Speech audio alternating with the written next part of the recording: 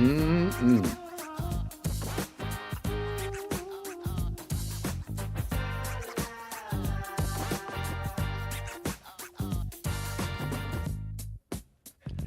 Well. Good morning, everybody. Welcome to the Camera Life podcast. It's, if you can believe it, it's the 17th of July. I don't know how time has flown so quickly. And we're at episode 99. We're no longer on the march to 100. We're on like a landslide to 100 at this stage. Yep. It's right around the corner. Monday night. That's a negative going down. But you get what I mean. We're on a path. We're on a trajectory. But this is the Camera Life podcast, proudly brought to you by Lucky Straps. Head to luckystraps.com if you're looking for a premium handmade leather camera strap, Aussie made in Bendigo, Victoria. Head there. But of course, being our Thursday morning show here in Australia, we have a guest with us today, and I'd like to say good morning to landscape photographer Brett Wood. G'day, Brett. G'day, gentlemen. How's it going? Bright and early. It is. Second Coffee. Good. Yeah, Second I'm on one. my second. Yeah, nice. I've we're all on an even playing field. I've got two for the podcast. Ooh. That's how I. Is that what your Lena just brought into you? Yeah. So she brings me in a second one, which is full, and they're in these cups, these Yeti cups that have like sealed sort of lids. Must be nice having a PA. It's like a thermos kind of thing, and it just stays PA. hot. Yeah. I've got one of those. I take it Do on you? workshops I take it on workshops when we're getting up at 5 o'clock in the morning. I love them because you don't have to drink. You don't have to worry about it getting cold and stuff. If you get distracted and then you come back to it, it's still warm. And if I remember to close the lid, if I drop it, it's not a disaster. So it's a win-win. So whilst this is the Camera Life podcast, if you're in the chat or you're listening, let us know. What is your favorite coffee receptacle? It's an important poll. We'll reveal the details at the end of the show. Brett, thank you so much for joining us. Before we jump to the comments, g'day, Justin, by the way. Thanks for showing up. Before we jump to the chat, Brett, just give us the very short, sweet, punchy version of who you are, what you do. Okay. Together with my partner, Lisa, we run landscape photography workshops. That's probably our core business. We've been doing that now for over 10 years. We specialise in small group landscape photography workshops to New Zealand and Australia. New Zealand definitely is our specialty. That's what we only just got back from New Zealand a couple of days ago. I was there for a month. That's what we do. Also do a bit of online teaching, photo editing, sell photos. It's all very much geared at landscape photography. So that's what I do. I'm a born and bred country boy, and anything that's in the outdoors is going to get me there. So that's my thing, being outside in nature, basically. Nice.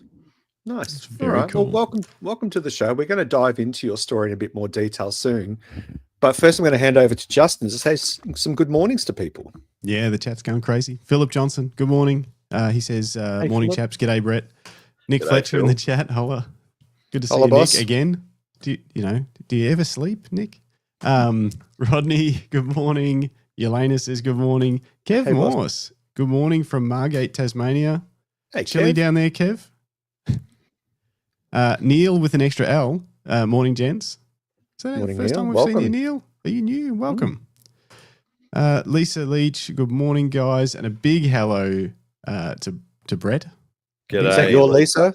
Is that your Lisa? That's or a not my different Lisa. No, my Lisa's okay. sitting in the kitchen in pajamas editing photos. You've got a bit of a fan club of Lisa's going, mate. Yeah. Lisa's been on a little workshop with us. Oh, cool. I think she's coming on another one next year, actually. Well, Yeah. nice work, Lisa. I want to talk to you about that too, about frequent flyers and workshops, but we'll get to that in a minute. Paul says, morning, everyone. Unfortunately, once again, the office life has overruled the camera life, so we'll have to catch up later. You know what the secret is, Paul? Is that, we've all got smartphones, we've all got 5G. Just complain of a stomach cramp loudly to a couple of colleagues around you, and then dash off to the loo, find a nice quiet cubicle in the corner, and you can just sit back and I'll get a coffee. But yeah. I mean, if he listens to the whole podcast. Profile photo, Paul. I've got the same photo actually from Bryce Canyon. It looks like the same day I was there, but look at it. It looks, it's epic. Bryce Canyon with snow. That's the dream. That is the dream. You went there last year though, didn't you? Me? Justin, sorry. I sorry. did, but there was no snow when I was there, and I did not get a photo like that. I took some photos, but they didn't look.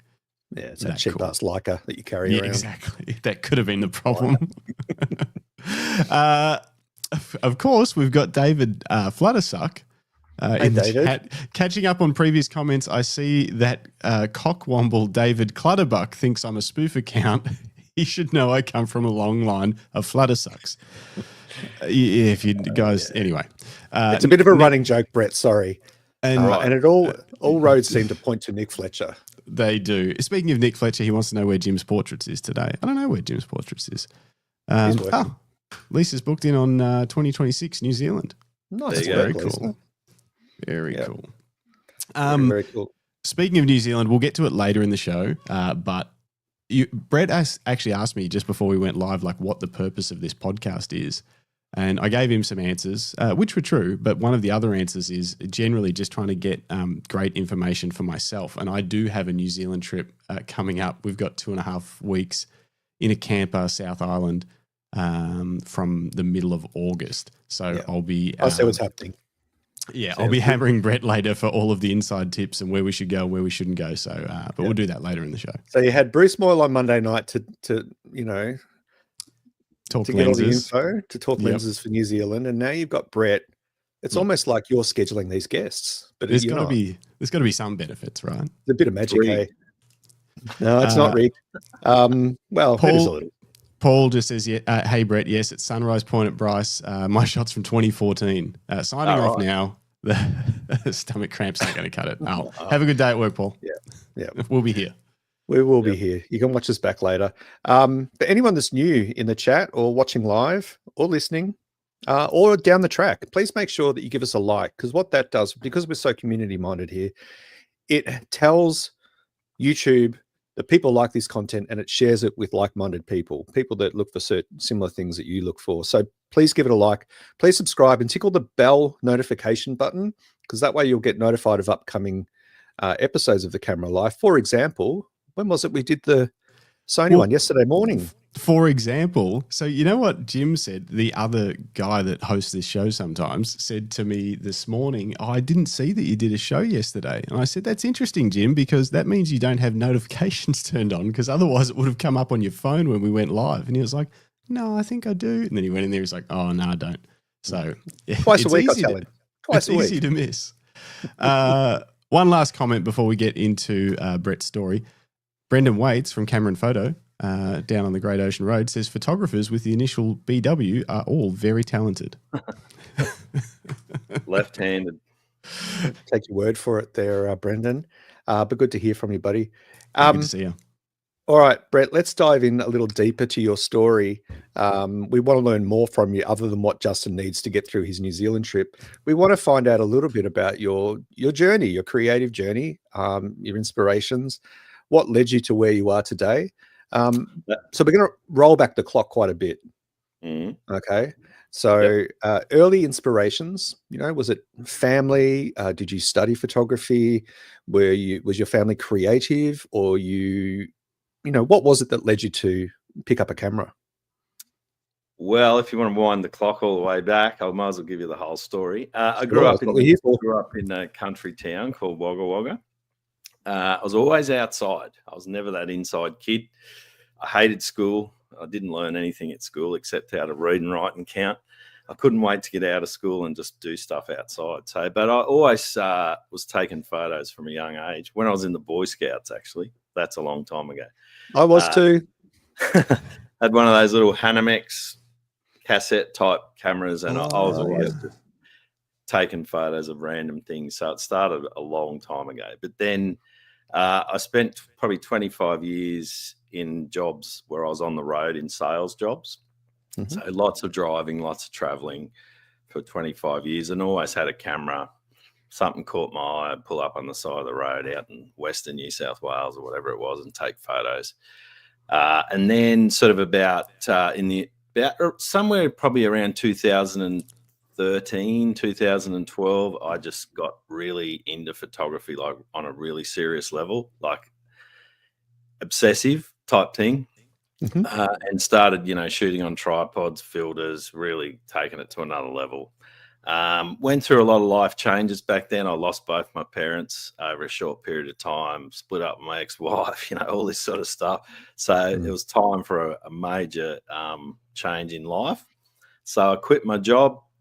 I had a really good sales job where I was earning, lots of money and all that stuff, but just wasn't doing it for me anymore. So quit my job, started doing, by that stage, I'd built up a bit of an audience on social media back when you could actually get a bit of traction on social media. And I just dived in the deep end and just started doing workshops. At the time, I was living at Port Macquarie on the mid-north coast in New South Wales. So I started doing a few workshops there around the coast, and I'd already, by that stage, I'd already been to New Zealand umpteen times. Originally first went to New Zealand, I was lured there by my second favourite hobby, which is fly fishing. So I was over there fly fishing a lot. And so I already knew New Zealand pretty well. So then the next thing was to go to New Zealand and start doing some workshops there. And then it's pretty much just snowballed from there. It's been I've been doing workshops full time now for about 11 years. And it's just gone from strength to strength, really. To the point now where it's like just full on.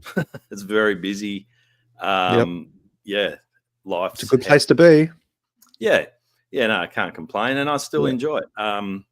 It's like any job; it's got its ups and downs. Those days where you got to spend days in the office doing all that exciting admin stuff, and that's not the most fun part. But when you're actually out there, out in nature, I still enjoy it very much. I think there's a lot to be said for creatives, especially photographers, obviously, because that's the world we live in, that, reach a point where they can actually sustain life for themselves, their partner, their family, based purely on their skills, their ability to see something that people would find compelling, take a shot of it, but also educate other people how to do it for themselves. I think there's something really profoundly special about that. And I don't think photographers get enough recognition for how hard it is to get to that point. No. Often we have to sustain a day job with a creative job. And at some point it reaches a tipping point where you either can't do the day job anymore because the creative has blossomed, and that's wonderful. But unfortunately, sometimes it tips the other way where you just can't quite make that shift yet. And it takes even more work. But I think, we often all kind of brush over or maybe gloss over the fact that, what we can do with our hands and our eyes and our minds is actually, creating income and a lifestyle that suits it. So I think that's really special. Yeah. And in case you hadn't noticed, I'm a touchy-feely guy too. So no, that's good. That's true.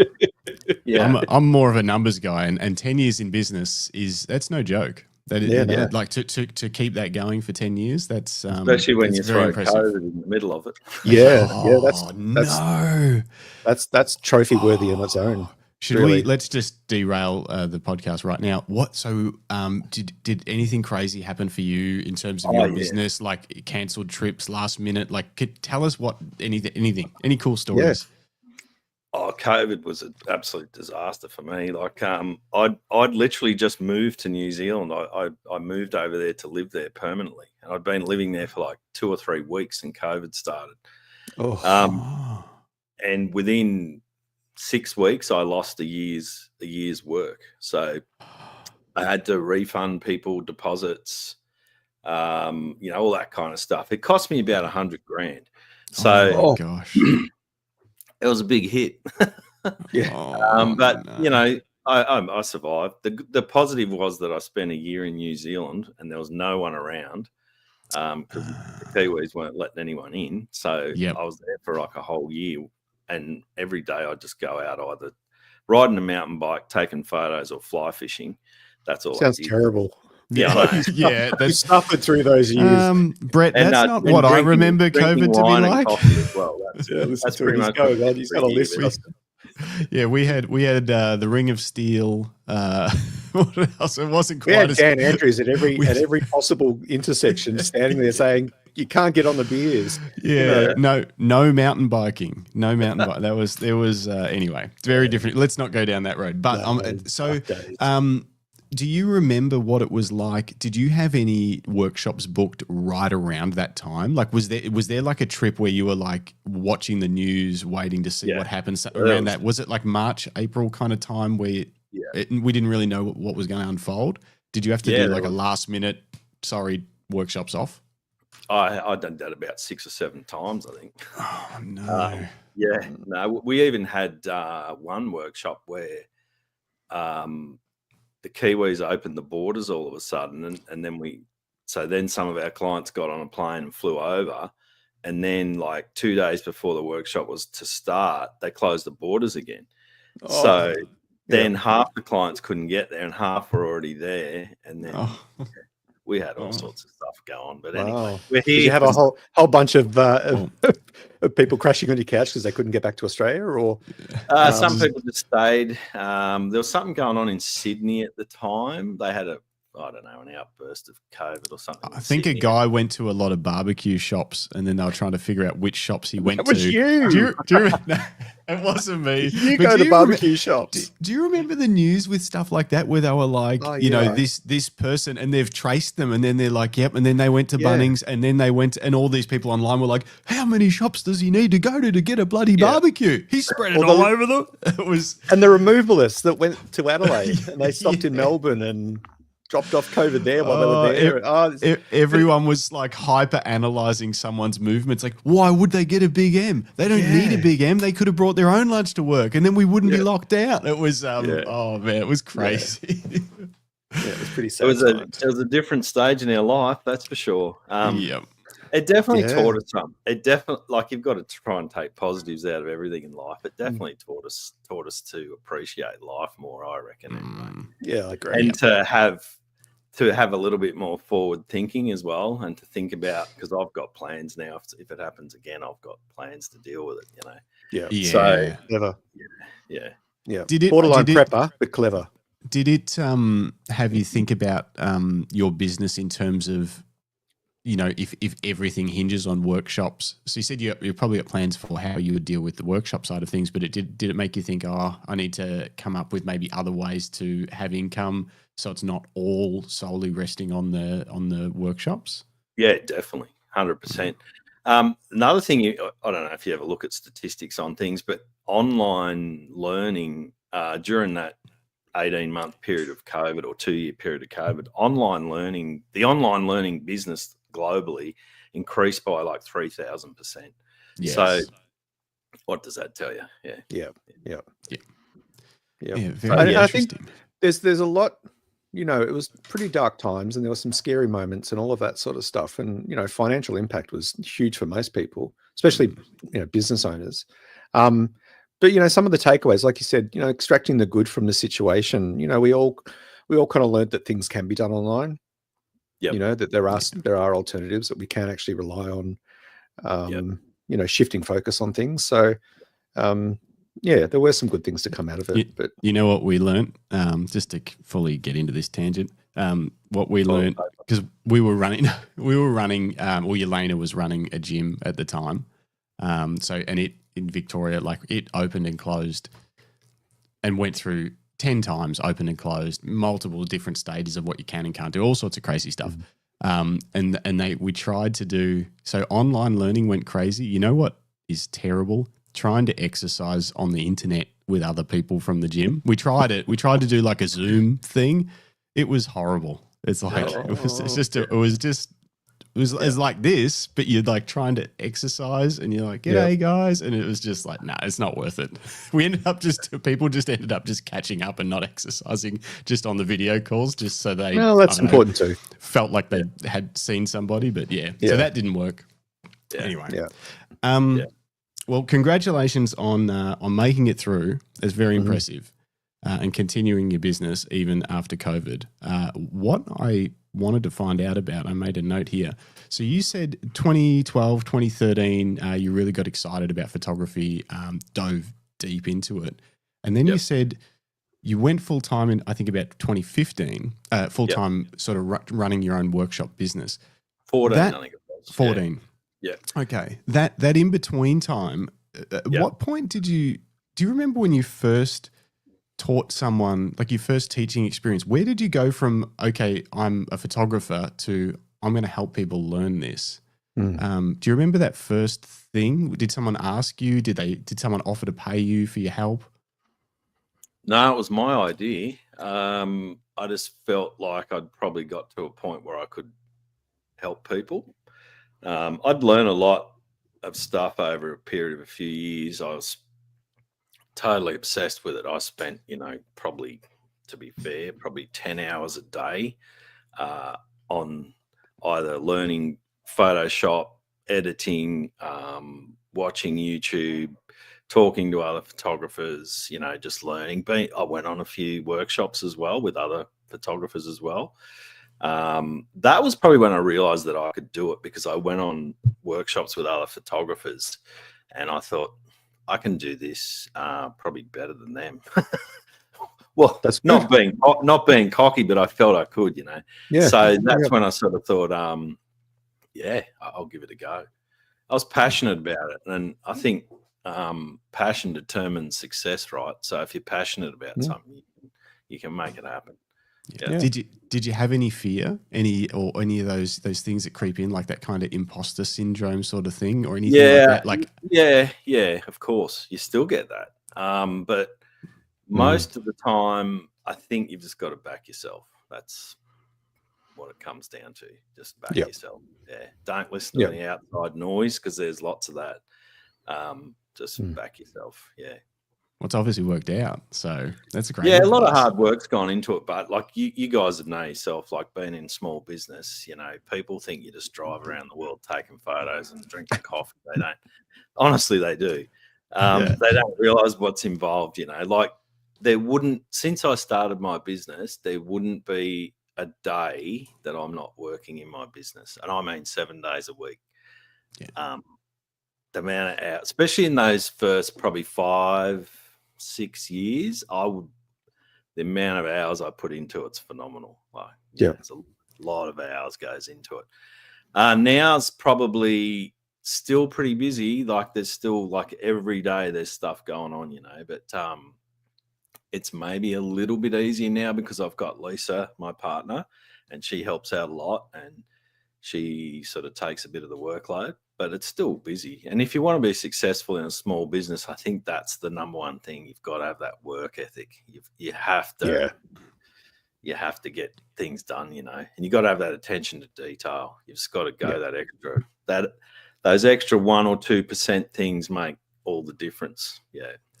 Can you give us an example of what those extra 1%ers are in your business? What are the sorts of things that you push yourself to do that maybe other people don't?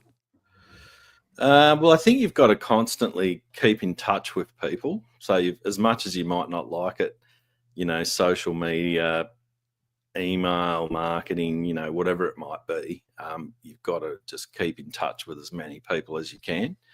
So, and you can't stop doing that. As soon as you fall off the radar on, social media or YouTube or whatever it is, people will forget about you in a week. So you got to keep putting your name out there.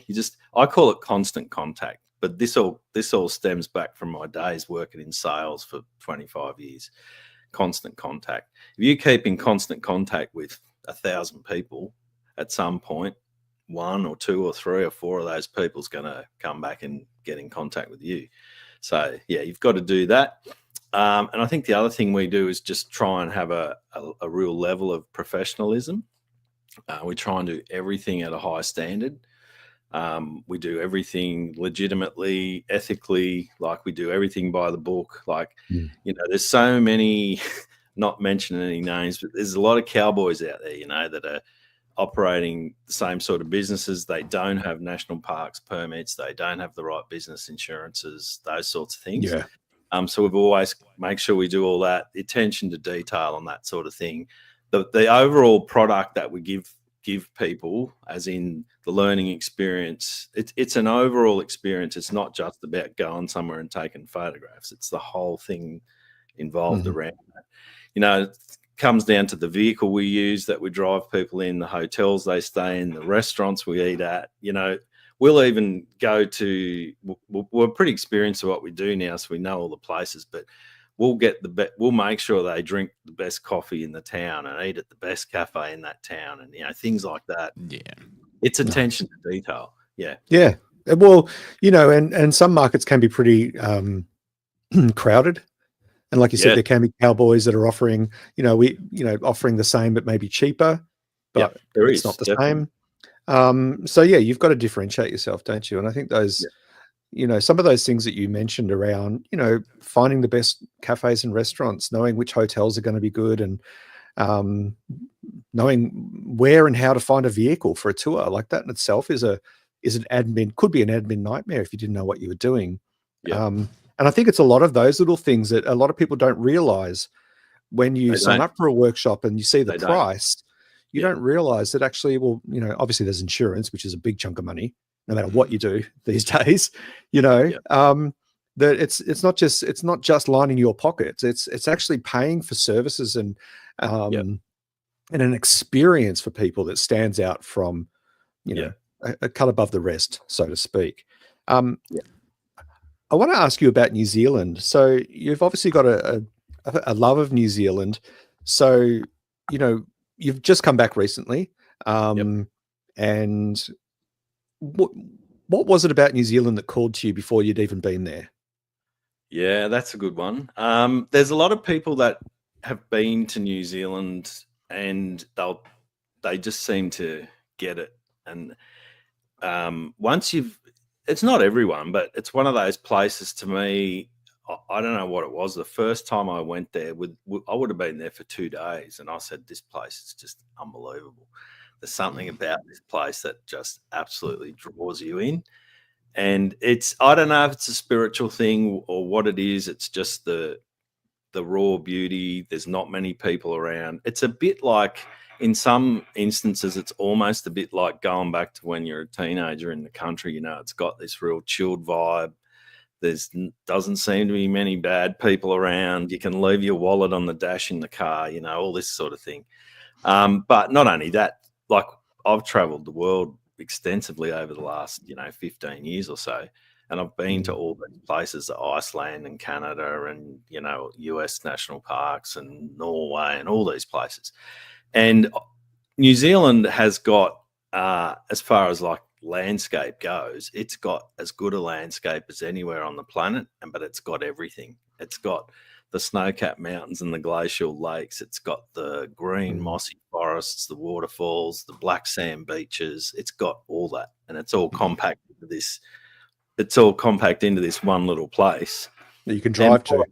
Once you're there, you can just drive around. It's pretty easily accessible. It's very well looked after by the Department of Conservation there. The way they look after things and run the national parks is pretty admirable. The way they do it, the Aussies could learn a lot from them. So all that, and not only that, if you take away the really well-known places, you've obviously got places like the Wanaka Tree, the Church of the Good Shepherd, Milford Sound, these places that everyone goes to. But if you take those half a dozen places away, all the other locations we visit, there's no one there. We just did two workshops there in the last few weeks, and probably 3 locations we've seen other people, and then the rest, no one, just us. Man, I'm going to drag that list of locations out of you. Yeah. Like, even if you go to, say, Iceland, for example, we're going there soon. We were there last year. It's a stunning place, but there's so many people there because it's a very small Iceland. It's probably about a third the size of New Zealand. Everywhere you go, there's a lot of people. Tourism's gone mental there in the last definitely 10 years, but even the last 5 years, it seems like it's just accelerating every year. And so I don't know, another place, let's say the Rocky Mountains in Canada, for example, absolutely magnificent place, but most of the locations, again, there's going to be quite a few people there. You don't get that in New Zealand. Very spoiled. I think the fact that New Zealand is so far south in the world, anyone from the Northern Hemisphere doesn't really want to go there because it takes them too long to get there. So that is almost a good thing because that eliminates how many people are going to be there. So yeah, it's a combo of a lot of things. But I'd be surprised, Justin. I don't know if you've been to New Zealand before. I have. You have, yeah. I'd be surprised if you don't absolutely love the place and rate it very highly. Yeah, already love it. I was lucky enough to I'll bring up Nick's comment in a second. I was lucky enough to go to do heli skiing, like snowboarding. And that's what I'm going back to do this time. And then we're picking up the camper to do a road trip, and going up in that chopper in the ragged and jagged ranges, which is are that up the Harris Mountains heli skiing. Yeah, it's out of Methven. Methven, up near Mount Hutt. Yes, up near Mount Hutt. So it flies out of Methven. It's that crew, and they so Methven Heli Ski, is the business that runs the heli ski operation. Yep. And just that landscape of those mountain ranges blew my mind. I had no idea that that's what it looked like. That there was that. I thought we were going heli skiing, and there would be like 3 or 4 mountain peaks. It was endless. Yeah. It's crazy. Yeah. Anyway, quite so amazing. Brett, I get what you mean when you talk about your spiritual place of a place. In your bio, you said that New Zealand's a bit like your spiritual home. And it's interesting that, because I feel that about Tokyo. I don't like crowds. I'm a fairly insular person, but something about being in Tokyo, the biggest global metropolis in the world, sorry. I find absolute inner peace standing in a crowd in the middle of Shibuya on the crossing, photographing 3,000 people cross in front of you every 6 minutes.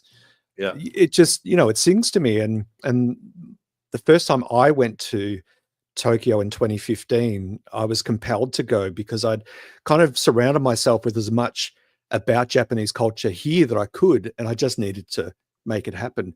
Was your first trip to New Zealand kind of like that? Did you already have a bit of a calling to New Zealand?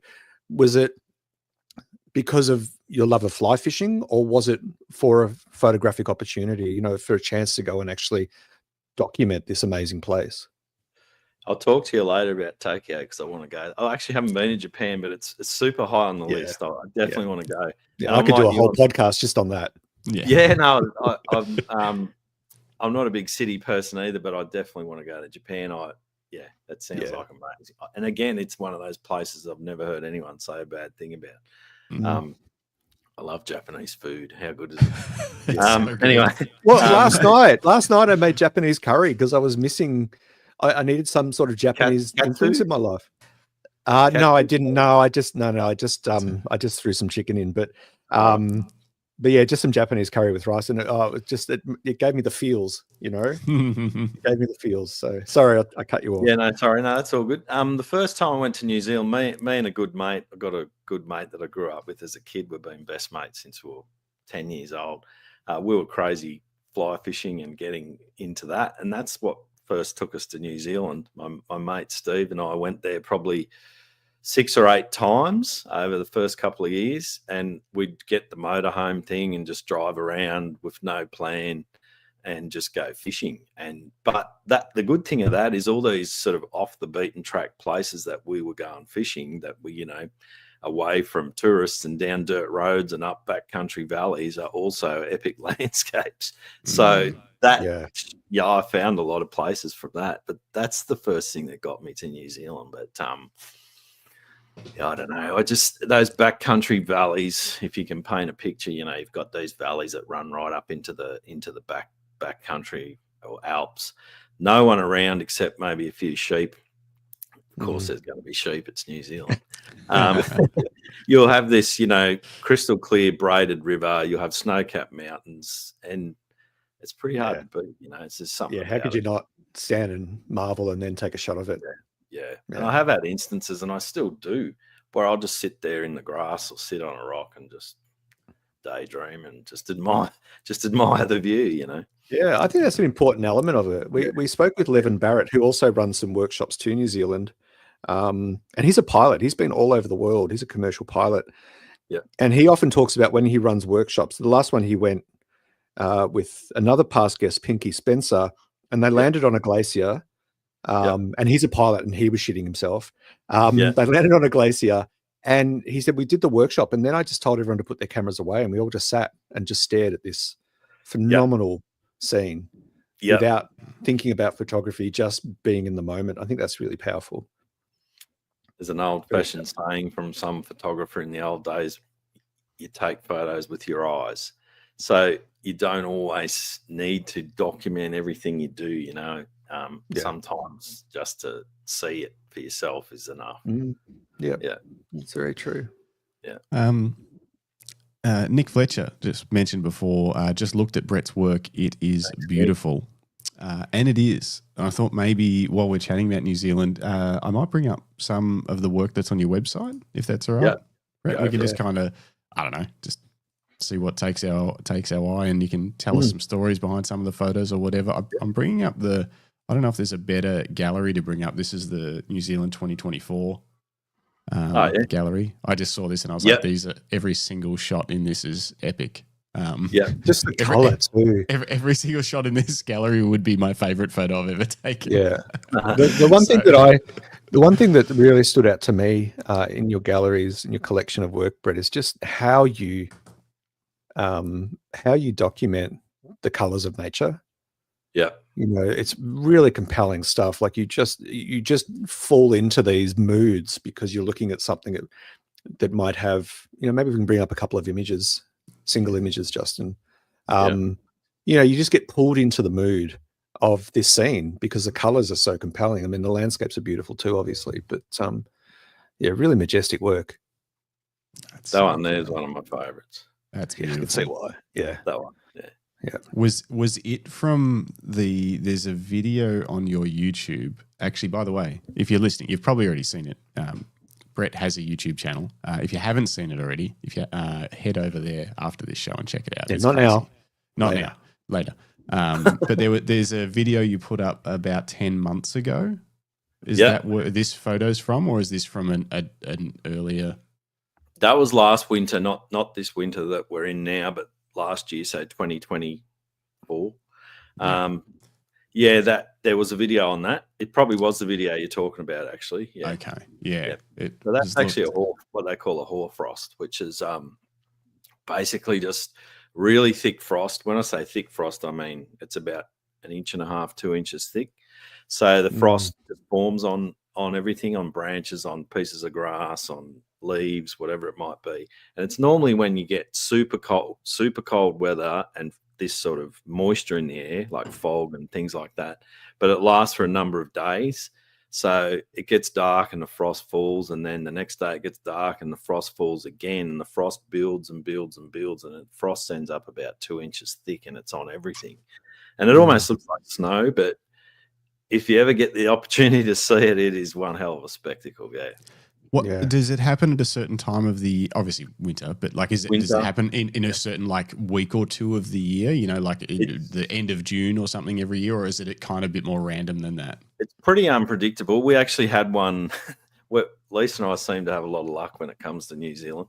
We arrived in New Zealand on the whatever day it was, early in June, and the next day there was a hoarfrost. So we had one night in Queenstown. The next morning we got in the car and drove up to Friesland. There was a hoarfrost as soon as we got there. So, but there's only been one this year. Last year there was two.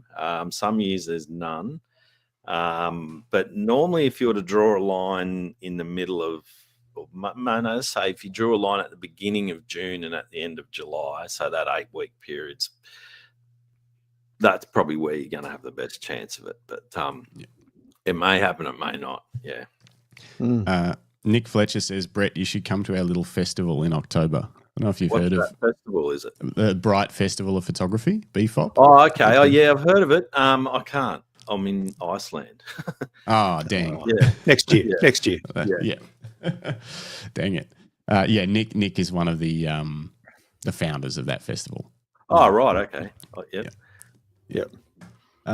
It's cool. We're going. It's it's going to be a great time. I know a bit about it. I was sort of interested in it. And then when I seen the dates, I thought, oh no, well, because October is also a time of the year that we're normally doing workshops. So makes it hard. Oh, maybe 2026 if you can. Yeah, it'd be good to check it out. I've heard good things about it. So it's a wild weekend of awesome photography fun. yeah, it's stuff like this that I don't know if I would think to stop and take this photo, but I love it. Yeah, Do you I don't remember like that. what made you you don't like it? Did you say It's you all don't like right. It's an okay photo. It's all right. it? Get It's all stuffed. Okay, it's not. Jesus, get It's stuffed. not. Listen It to wouldn't him. be one of my favourite photos. I was just filming a video that day, and we're just driving around some back roads, and it was getting dark, and the light was really good, and the clouds were really nice, and I just thought I need to make a composition here. You're driving down some back road that you've never been on before, and you're trying to find something to make into a photo. So it was just, well, there's nice light and nice clouds, so let's just go for the road shot. Yeah. But yeah, that sky is those skies, I guess that's another thing is very much New Zealand. You get some unbelievable skies over there with the cloud formations and the light. It's all got to do with having those sharp mountain peaks. So going from quite flat country to very fast elevation of mountains, that always creates certain, I'm no weather expert, but it creates certain types of wind type currents, and that also just makes epic clouds. Like you get some incredible cloud formations there. Normally when you get a northwesterly wind is when you're going to get clouds like that. Yeah.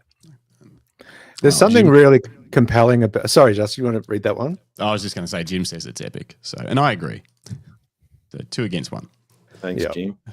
There's something really quite compelling about road trips with a camera. It's something that I miss. I don't own a car anymore because I live in a city, so we just use public transport or Uber. But I do miss that, just jumping in the car, with my partner or with a mate or with one of the kids when they were into photography, and just seeing where the road leads and seeing what you come across. I remember we talked to Mark Bluetooth, and he is based in Geelong, but often travels throughout Victoria and sometimes in New South Wales with work. And he just always has a camera on the passenger seat, and he would just choose different roads to get to where he was going to. There's something really compelling about it. It's like those whole Route 66 photography. Kind of not tours, but when you decide to do that stretch of road, there's something really powerful about it. And these sorts of shots kind of sing to that, don't they? That's Lisa and I, that's probably one of our favorite things to do, is to just take random drives and find whatever we can find. No plan, just get in a car and drive. There's a dirt road down there. Where does that go? Let's follow it and find out. We do that stuff all the time. Every time we go to New Zealand, we always allow extra time, normally an extra week or whatever it might be, and that's exactly what we do. We just drive down random places we've never been and go looking for stuff. We just did that a couple of weeks ago. We had about 8 or 9 days break between 2 workshops, so we did a road trip. We filmed a heap of videos actually, which will be all going on my YouTube channel in the next few weeks, and we just went to random places and we found heaps of good stuff. Yeah. It's that's what I'm excited about for this trip that I've got coming up. Is we've made no plans. That's a good idea. The only plans of the date we pick the motorhome up in Christchurch, and when we have to drop it back in Christchurch. And other than that, we can figure out however we want to fill that 2.5 weeks in. And, good plan, mate. I'm pretty excited about that, because normally I would end up with far more. There's always, we got this thing, we got to be there on this date, okay, and then it slowly starts filling in, and then all of a sudden you don't have a lot of free time. No, that's definitely a good way to do it. And traveling with the camper van means you just don't have to worry about accommodation. You've always got it on your back. You don't have to pre-book. You don't have to worry that you're going to show up somewhere and it's all booked out or something's going on. You just find a safe place to park. There's still plenty of free camping in New Zealand as well. So you're not going to have electricity or anything like that, but there's places where you can just pull up in your camper van and just camp. I think that's the thing we've just got to make sure, because it's not set up quite as well as our van that we've got here in Australia is for like power and stuff. So I think every 2 or 3 days we'll probably have to find somewhere that we can plug in. To charge up. But we can keep it pretty. We'll need a shower probably. Oh yeah.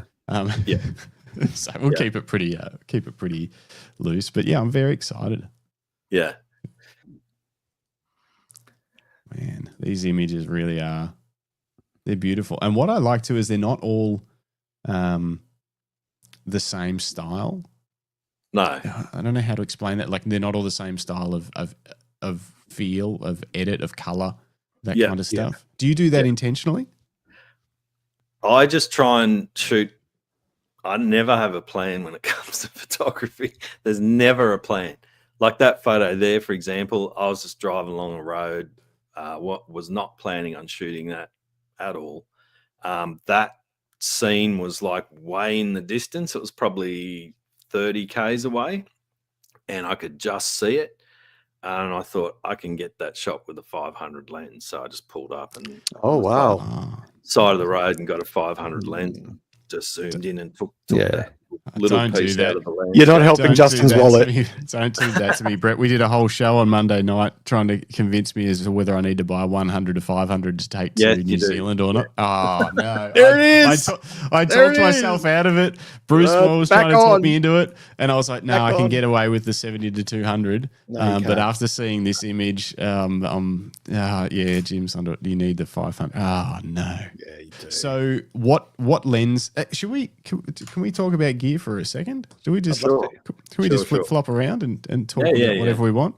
I'm just trying to. Yep, there we go. So all right, let's go to the beginning. What gear are you shooting with? What brand of cameras? Canon. Nice choice. I've got an R5 and an R6. Okay. Look how excited Justin is, everyone. Look how stoked he is to get a Canon shooter on. It's so bizarre. Maybe it's because Greg books all of our guests, but we don't get a lot of Canon shooters on the show. There's just not a lot out there, okay? Oh, really? No, there's tons out there. Greg doesn't allow them to be guests. It's all Fuji shooters. I'm a Fuji shooter, so, you know. Oh, Fuji's are good too. Yeah, see, don't say that. Don't ruin it. Okay, so Canon R5, obviously the landscape, it's the go. And R6 for video and a backup, or I don't really use the R6 much. I just bought it I bought it a few years ago to shoot video, and the truth is I don't like carrying two full-size cameras around when I'm shooting video because it's just a pain in the backside. So now I shoot video on a little DJI Osmo. Oh yeah, me too. And, the R6 video camera is literally just a spare camera. I think Justin just found his long lost brother. I know. Yeah. I've got the same set. I've got that little Osmo Pocket 3, and you can't beat that thing. It's amazing. So good. Yeah. Just like if we might be shooting a video and we're climbing in a rushing water canyon or whatever it is, and you're trying to carry two tripods, two cameras. It's just you can't do it. Yeah. So the little Osmos, whack it in your pocket and you can go anywhere. It's just so, and that takes really good video. Yeah. So I made this. You might think it's dumb, but anyway. So sorry, Brett. So I cut this is like an iPhone mount, a neck mount thing. Have you seen these before? That's a very good idea. So you put it around your neck like that. And normally you put an iPhone on it, but I just cut it down. There's one that you can buy. Come on, focus, Canon. There's one you can buy that has a gap between the two bits of metal that sort of end up holding your iPhone that perfectly fits a tripod screw. And then you can just fit the thing that comes with your Osmo, that little mount to it. And then it just clips straight on. So I can just clip it on, clip it off, clip it on. And so you can do hands-free, like POV, if you're operating your camera. And it focuses great on the back screen of the camera so people can see what settings you're changing and stuff like that. I found it super handy. It was like $50. Yeah, I'll send you the link. Very, very handy. Yeah. Let me just, before we go on any further with Gila, just to say a quick couple of hellos. Morning, Sam. Hey, Sam. Sam's in the chat. G'day, Sam. And just a reminder, because Justin is going to New Zealand soon, what day do you leave? What day are you heading off? 6th of August, I think. 6th of August. We will continue with the Camera Life podcast. Jim and I will obviously more than carry Justin's load. But we're also getting some guest hosts. Yeah, that sounded wrong, didn't it? I was like, we'll just brush past that. Yeah, we'll talk about Justin's load. And good morning, Exy. Hello. Morning, Exy. Sam Olsen, I'll hopefully catch up with you this weekend at Framefest in Sydney. So hope to see you there. Yeah. The point was Sam's going to be a guest host in the future. Oh, cool. Awesome. I will try and still log on from New Zealand, but I'm not sure what the internet's going to be like in the cool spots that we're trying to go to. So I doubt that I'll be able to say anything you guys can hear. All right. So R5, R6. Let's talk lenses. What's your kit look like? Well, I've owned just about every lens there is over the years, and worked out a few years ago that when you're getting on and off aeroplanes like 30 times a year, you don't want to be carrying much stuff. So I now only own 3 lenses. 3. I sold most of them. So yeah, I just take 3 lenses. I take the wide angle, the 15 to 35, and I got that. It's still a bit heavier than the 14 to 35. I'd like the 14 to 35 because it's lighter, but the 14 to 35 is an f4. Yeah. And the 15 to 35 is an f2.8. So I carry that 15 to 35 to have the 2.8 just in case I want to do any Aurora or Astro or something like that. Not that I do that stuff much, but occasionally. And then the 24 to 105, and then the 100 to 500. So I've got every millimeter covered from 15 to 500 with 3 lenses. I find you just can't beat that. Have you tried this one yet? 16 to 28, 2.8. No, I haven't. It's a newer lens. It's not as good as the 15 to 35. Right. But it's a lot cheaper and it's a ton lighter. Right. It is weather sealed. Right. But it's it relies a little bit more heavily on software corrections. So it's close. Okay. So you know what have you used the 14 to the 14? Yeah, Lisa's got it. It's on that. Where am I? This is probably just there behind me. Oh yeah. This is probably closer to that in terms of image quality, in terms of like reliance on software corrections. You know, the vignetting and stuff that it tends to get. This is like that. But I'm gonna sell my 15 to 35 just because of weight. Lightweight. This is definitely, and I use it a lot, but I don't need the critical high-end image quality that it provides for what I use it for. So for me, the weight and this is half the price as well, basically. Is a big advantage. So be worth a shot if you get a chance to test it. I'll have to suss it out. Like, especially if you like, I need the 2.8, but it's not used a lot. Not much. Yeah, could be handy. Okay. And you said 24 to 105. That's the f4. Yeah, the L series one. Yeah, and then did you say 100 to 500? 100 to 500. Yep. Yeah. That way you're covered. You've got 15 mil to 500 mil. That's a big focal range. Yeah. Yep. And you think that I should get a 100 to 500 for New Zealand? It depends what you want to do, but I use it a fair bit. How often do you reckon you're above 200 mil? All the time. Okay. I would. To me, a lot of people talk about the 70 to 200 for landscapes. I don't call the 70 to 200 a landscape lens. It's no good. There you go, Justin. You heard it here first. What's the point of it? It's a portrait lens, 70 to 200. It's not a landscape lens. I find whenever you want a zoom lens, you want a zoom lens. So you want to go past 200. I rarely would shoot the 100 to 500 under 200. It would normally be 300 to 500 where I'm shooting it. But that's just me. Like other people might do things differently. But I find it's good for those long shots. Yeah. Okay. That's if you like taking long shots. Some people. Well, I really, really like this image. So I love layers and that kind of stuff. Yeah, definitely. Yeah. I often use the 7200 if I'm doing landscape stuff. And I'm pretty sure if I looked at my data, it would be regularly racked into 200 mil. Yeah. And which means if I had longer, I would experiment with longer for the composition. So yeah.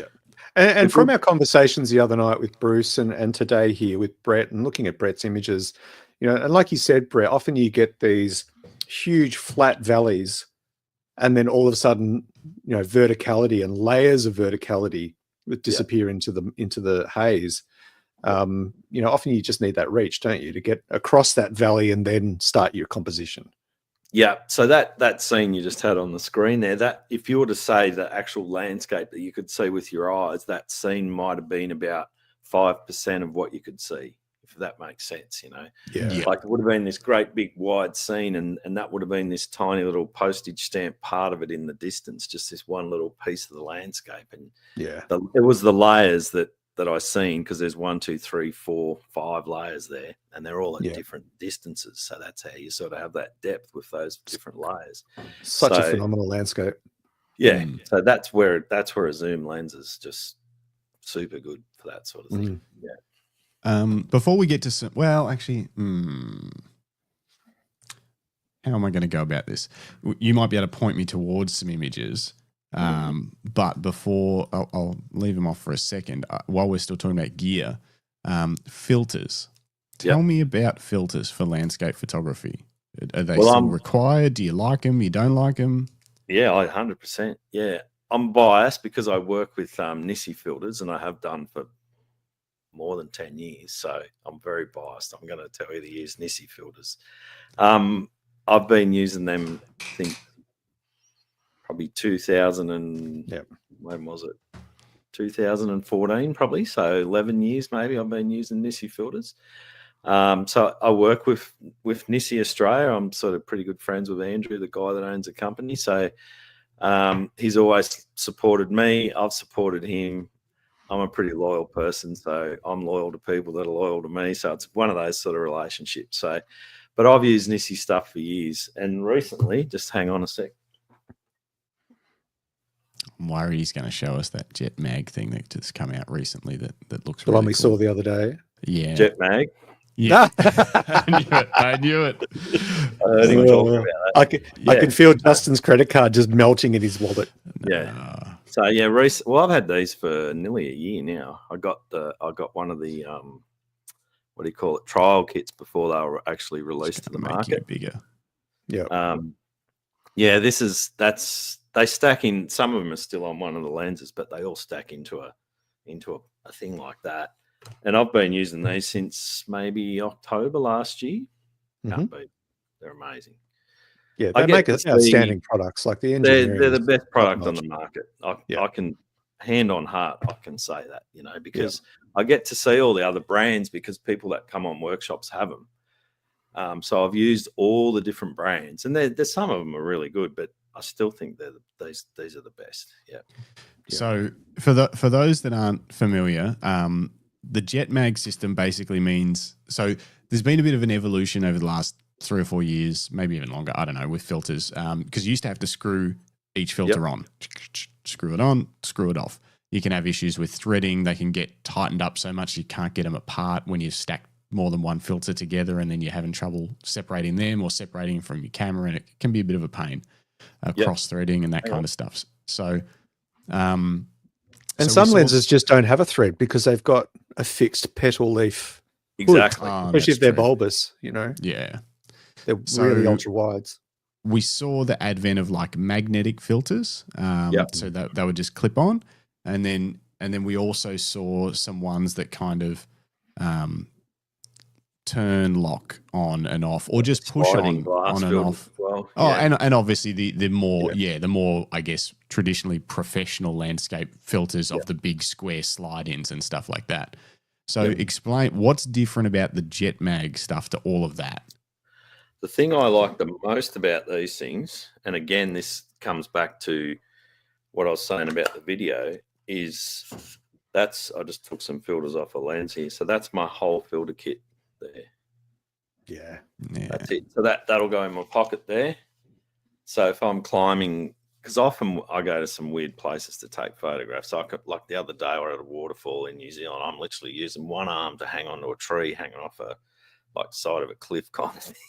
Not a cliff, but a steep, I don't recommend doing that, by the way. But I don't have arms and legs and gear around me, so having filters, like your whole filter kit is there. It's just in your pocket, just small, compact, really easy to use. There's a camera there. So I don't know if you can see that.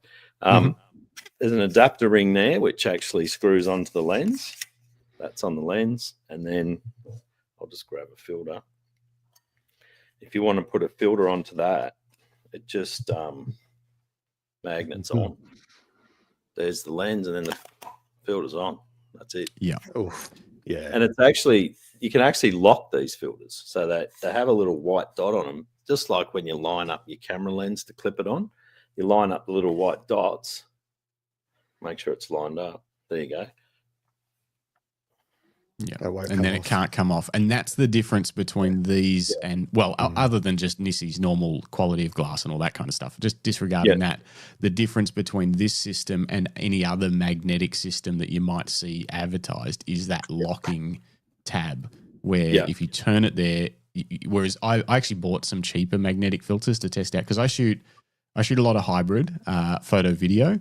And I'm forever putting a VND, a variable ND filter, on and off the camera, because I'm trying to shoot action. So I have to, shooting video, I need to cut the light so I can get some motion blur and stuff like that in the video. You don't want it to be all janky, and be able to shoot at log at like ISO 800. Yep. And then 10 seconds later, I need all the light I can get to shoot at a fast shutter speed and get a clean photo file. So I'm constantly taking the thing off and on. I've used Nissi VNDs basically the whole time, but they're traditional screw-on one.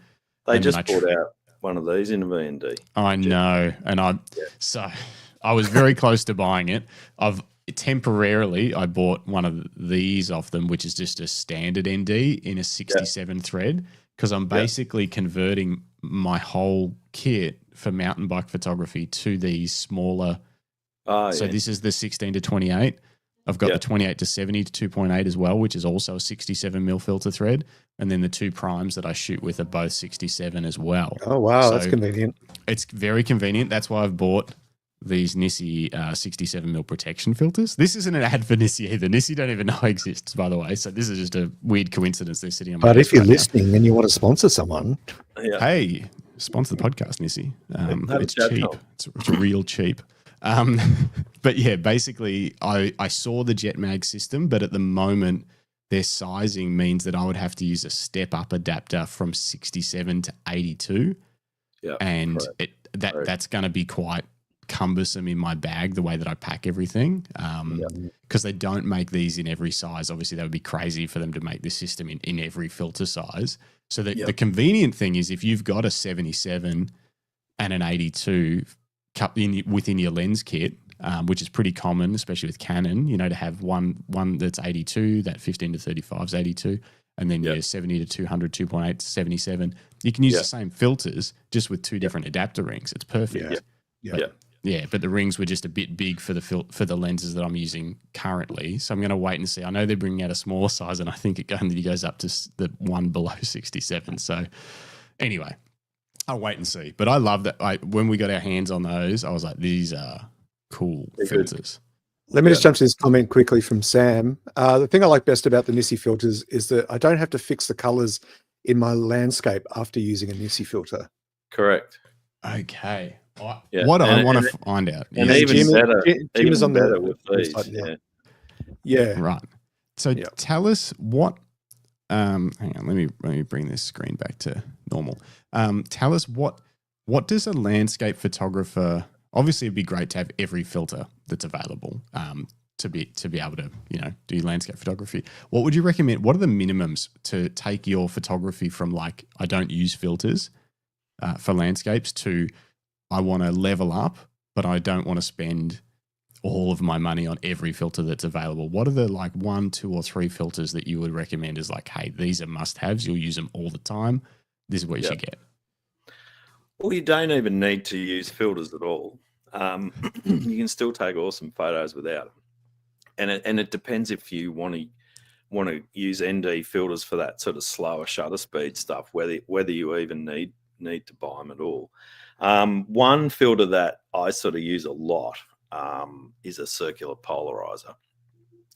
So if you're going to buy one filter, you'd probably just get a circular polarizer, because what that does is takes that glare off things, particularly what I call green scenes, like the waterfall type forest scenes. That's where you really want a polarizer, because it takes that glare off the rocks, makes all the green. If you go onto my New Zealand, go up to the top of the website and go to the workshops, tours and workshops, and just go to the one called South Island, New Zealand. Come down a bit more. Yeah, there. Come down. There's a waterfall there in the middle, that canyon, that one there. Yep, that one. Yeah. See that, like a shot like that, I would have only used a circular polarizer on that. Far out, Brett. That's actually a handheld, that shot, no tripod. Were you standing in the water? Yeah, in the stream. Nice. Yeah, And that kids is why we need IBIS in cameras. Oh, Yes. wow. That is a great shot. So okay, no tripod. Wow. No. So that Justin, tell us why IBIS helps with that. I mean, Tell us the IBIS myth. is literally just stabilizing the sensor within the camera, which means you can hold it for hold it for longer shutter speeds. Do you have any idea, Brett, what you would have shot that at? What shutter speed? Yeah, that's about a quarter of a second, I think. Wow. Yeah. But it depends how steady your hands are and then how steady you can get yourself. Sometimes you want to lean on a tree or lean on a rock or whatever it is and get really steady. Mm. With the R5, you can probably get away with half a second, depending, again, how steady you are. But quarter of a second, most of my water scenes, like those shots like that, are handheld. Probably 80% of them, I don't use a tripod. I just handhold them, and I'll just lean against the tree or make sure I'm really stable. That one, I was literally just crouched down in the water. And I just use my elbows against my body to sort of hold the camera still. And I just take a bunch of shots and hope one of them comes out sharp. And they do. They normally, if you can keep your hands pretty steady. It just opens it up more to where you can get not using a tripod. You could have took that shot with a tripod as well. You just put the tripod in the river, in the stream, and just get it solid. But sometimes you don't need to. If you've got a lot of these new cameras now, pretty much all of them, well, the new Sony A7R5, I think, has got like extremely good IBIS, like better than the Canon has. You probably get away with half a second without too much trouble. But yeah, you don't always need a tripod. But that was just a circular polarizer, and you'll see like on the stones or the rocks in that photo don't really sort of have a lot of glare on them. You can see the light coming in the canyon from the outside. So that light was actually super bright and glary. So the polarizer gets rid of all that bright glare. So yeah, circular polarizer would be one filter, and then other common filters that people use would be a 6-stop ND or a 10-stop ND. They would probably be the three. But in this JetMag kit, they do one that's called a landscape photographer's kit. And it's definitely cheaper to buy the whole kit because you're buying it as a kit as opposed to buying the filters separately.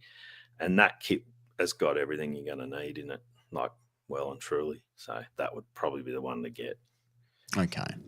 Yeah. So if you're going to do it, look at the kits because it'll work out cheaper than buying each individual filter as you need them. And just see which kit maybe has the ones that you really want to get started with. Yeah, but if you're new to filters and you just want to experiment, you could just buy a circular polarizer, and even just that will make a pretty big difference. And it will play. Yep. Sorry, Brett. I was just going to say, yeah, Sam just said, I tell my workshop participants to bring as a minimum a CPL and a 6-stop ND. Okay. Yeah. Landscape stuff. So. Yeah. Do you often recommend any filters for your participants, or is it just what they've got, or if they ask whether they should bring them or buy some? What are your thoughts? I'd always say it depends. Some people it's a cost thing. They can't afford to buy it, because these are $750 for a kit. Or if you get them on a sale, they might be a bit cheaper. But it depends on affordability. But I would say if you can afford to bring filters, definitely bring them. But if not, it's not the end of the world. We can still get good photos without them. Yeah. I actually sell these, so if anyone wants to buy them, they can jump on my website. Because that's set up through Nissi. I've seen that with a few photographers. They partner with photographers so that you can buy through, say if you run workshops or whatever, you can recommend, hey, these are the filters I use, and people can actually purchase them off you instead of having to go and find them elsewhere. Yep. So, Yep. Cool. That's really cool. Head to brentwoodphotos.com if you need Nissi filters. If you're in Australia, I would imagine. I don't know if that works internationally.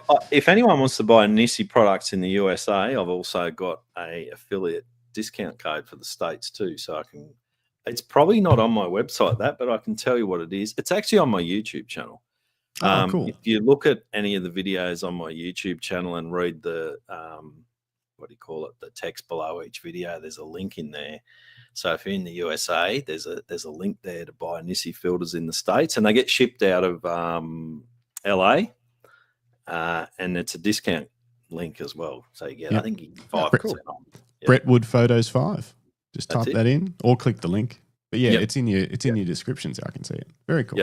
Yeah. Okay, so what about the more complicated filters because I'm seeing these like photos like this. Yep. Does this do you use like graduated NDs or anything like that? Or do you shoot multiple images and work with them in Photoshop later? Or is this just you being a great photographer at the perfect moment? That's just a single shot, that photo. Just one photo. I think I might have used a polarizer. That's it. That's amazing. Lisa, my partner, still uses the slide-in graduated filters, which darken the top of the frame, like darken the sky. I don't use those anymore. I used to use them quite a bit, but I just don't bother with them anymore. The R5 is good in terms of dynamic range. That I will often just shoot a single frame for the highlights. Yeah. I'll just take one shot that's going to look pretty dark on the back of the camera, like it could be 1 to 2 stops underexposed on the exposure meter, but as long as I haven't overexposed the highlights, I'm okay with that. I can edit that, like that shot there that you're looking at. That's how that would have been shot. I just would have made sure I didn't overexpose the highlights, and then just bring it up when you edit it. But the other thing you can do is if the sky's really, really bright and the foreground's really dark, and you might have, say, 4 stops of difference, just take 2 shots. I just take one shot a bit darker and one a bit brighter, and just blend them together when I edit it. It's pretty easy. Yeah. Right. So that would be similar to any of these. Look at that. Yeah. That'd just be a single shot as well. That one.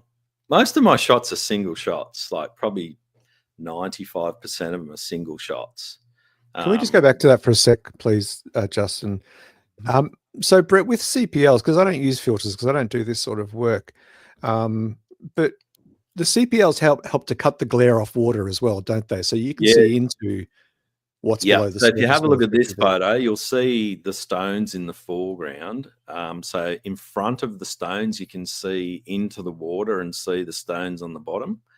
So that's what the polarizer does. It sort of takes that glare off the surface and gives you that ability to sort of see into the water, and it sort of adds a bit of contrast. There's a few things it does. It removes glare, it adds contrast, and it also saturates the colors a little bit as well. Yeah. But there's also times when you don't want to use a CPL as well. Like if you might actually like in this instance here of this photo, you might actually like the pink reflection across the whole water, across the whole image. So you might not want to remove that reflection. You might like it, so you may not use it. It's a personal thing. It's what you like. The only other thing you got to be careful of with a circular polarizer, and it doesn't matter which brand, they all do the same thing. It's not to do with the manufacturing. It's to do with the geometry of a wide angle lens. Is when you shoot a polarizer on a wide angle lens, you sometimes get this thing that I call polarizer blob. You'll get a big dark lump in the middle of the sky at the top, and the polarizer does that. Normally when you're shooting it quite wide, like 15 millimeters or something like that, sometimes you don't really notice it. Like on a sky like that there, you probably wouldn't notice it that much, but on just a plain blue sky or grey sky, you'd notice it. Right. So you just need to be mindful. That's normally only when you're shooting fairly wide angle. But yeah, the best place to showcase what a polarizer does is in a green scene, like in a foresty waterfall type scene. You just spin the polarizer around, and you'll see that just makes a huge difference. Yeah. Yeah. Wow. Okay. Brett, I've just got to say once again, your images are just jaw dropping. They really are. They're just magic. You sure they're not AI? No, that's rude. That is so rude. Okay. I want to ask you about editing, but before we do, what's the deal with this tree? The Wanaka tree. I'm sure you've heard of that one. Yeah. I'm sure you've heard of it. So, obviously, super famous tree, the Wanaka tree. Wanaka tree. Yeah. As a photographer, is that something? Obviously, you've taken an image of it here. Is that something you are drawn to take images of, even though tons of people have done it? And if you are, like, how do you approach that, knowing that it's been photographed so much? How do you approach it? I've taken, I don't know how many photos I've taken of it. It would be in the hundreds. We go there on workshops, mainly because people want to go there because it's a famous icon spot and they've never been there before and they really want to go there. But I've been there, I don't know how many times I've been there, probably a couple of hundred. It's a great photo. Like it's cool. It's this tree in the water with snow-capped mountains, and then each season it's different. In the autumn, it's got nice yellow leaves on it. And then those trees behind it in the background there have nice yellow leaves on it. In the winter, like this one here you're looking at, it's in the winter, so you've got snow on the mountains behind it. But there's a stack of different ways you can photograph it. That shot there is taken with the 100 to 500. There it is. So dang it. What I've actually done there is get a long way back from the tree, like probably maybe 800 meters back, and zoom in on the tree. I've done that on purpose because the zoom lens compresses the background, right? So I wanted those mountains to look a lot bigger than what they actually looked, say, to a wide angle lens, for example. That's what they really look like to the human eye, like what that photo is. But if you shot them with a wide angle, they'd just be these tiny little mountains that barely, because a wide angle just squashes everything. So I wanted the mountains to have a lot of impact. So that's why I got right back and zoomed in to compress it like that. All right. Another point for the 100 to 500. Right. You just better order one, mate, I think. It sounds like it. Oh, I'm doing my best not to spend money. But it's not a cheap lens either. I know. I think it's like over $4,000, isn't it, or something? Yep, it is. Ouch. That's a lot, isn't it? It's a lot. It is. That's another camera body. I keep saying this, but I'm supposed to have a printer arriving any moment. So I've already spent my money. Right. Do you have a printer, Brett? Do you print your own work? I don't. It's definitely something that I'm interested in. But whether I've been tossing up the idea of buying a printer for probably 5 years, and I just haven't done it. I just don't know whether I'd get enough use out of it. I like the idea of it. I definitely like the idea of printing your own photos, but no, I don't have one. I watch lots of videos on YouTube about people printing photos, and I love the idea of it, but I just haven't done it. Yeah, I get my photos printed by professional labs. Yeah. All right. Well, if you convince me to buy this 100 to 500, I'm going to do my best to convince you to buy a printer. What printer have you got? It's still arriving. So we used to always use, Jim and I were business partners in a wedding photography business. He still shoots weddings. I don't so much anymore. So together we bought a Epson 3880 years ago that we use for, we always wanted to give our clients prints with we hated the idea of just handing them a USB or something like that. So, and it's still going strong. Jim still uses it, but since we're not in the same office anymore and for quite a while, I probably haven't printed much for 5 years. I've ordered some prints, but it's a barrier. Whereas when we used to have the printer sitting there, I would regularly print something out of mine. And I want to get back to doing that again. And so I did a bit of research, and the Canon Pro 1100 is way over.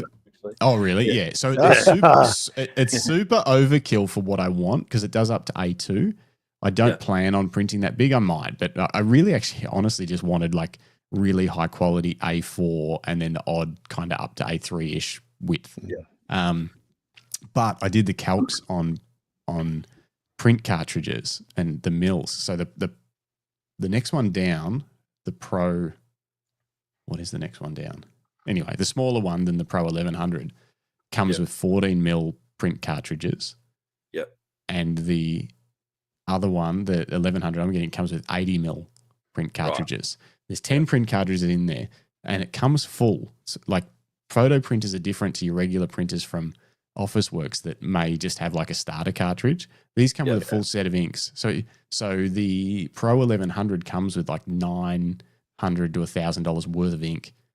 And even just doing the maths on that versus what you get with the next one down, it's far more beneficial to buy the bigger one and then add on the fact that when you replace ink, even though the cartridges are more expensive because they're bigger, you get a lot more ink for your money with the cartridges. Yeah. So it's something that, I did the sums on it and I was like, an 80 mil cartridge is like $80. And I think a 14 mil cartridge was, don't quote me on this, like $30 or $40. So you're paying almost twice as much per mil once you're replacing cartridges. And when you do the sums on the printers, the extra print ink that you get with the bigger printer is way more than the difference in price. Yeah. If that makes sense. Yeah. And how many prints, do they tell you how many prints you can expect to get out of a fresh batch of ink? I can't remember. There's a lot of YouTube videos on that kind of stuff. Like it depends on the colors and stuff. And that's the thing is you'll start running out 1 or 2 cartridges at a time. You won't, because it's got 11 or 12 ink cartridges in it. It's not like you'll get to the end of them and you're like, all right, I got to replace all these cartridges. They just start. The blue would run out first or whatever. Exactly. Depending on what you print, you just start going through. We used to go through a ton of photo black because, and the grays, because we would always provide a lot of black and whites and colors. And that color and black and white both use a lot of black depending on how you shoot your photos. So it's all variable. But anyway, I'm excited to get back into it and print my work regularly and also print for family and friends as well. I just want people to be able to hop around because it's a bit of a barrier. We don't print enough stuff. No, and I think if we can make it easy, that's what I want. Our house is full of landscapes. They're in every room. There's 2 in this room. There's one behind us there, an aerial shot from Utah. There's one right in front of me here on the wall, which is an aerial shot from New Zealand. Every room in the house, and then downstairs I've got a gallery as well, which is full of prints. So there's lots of prints in this house. I didn't know you had a gallery. Yes. Wow.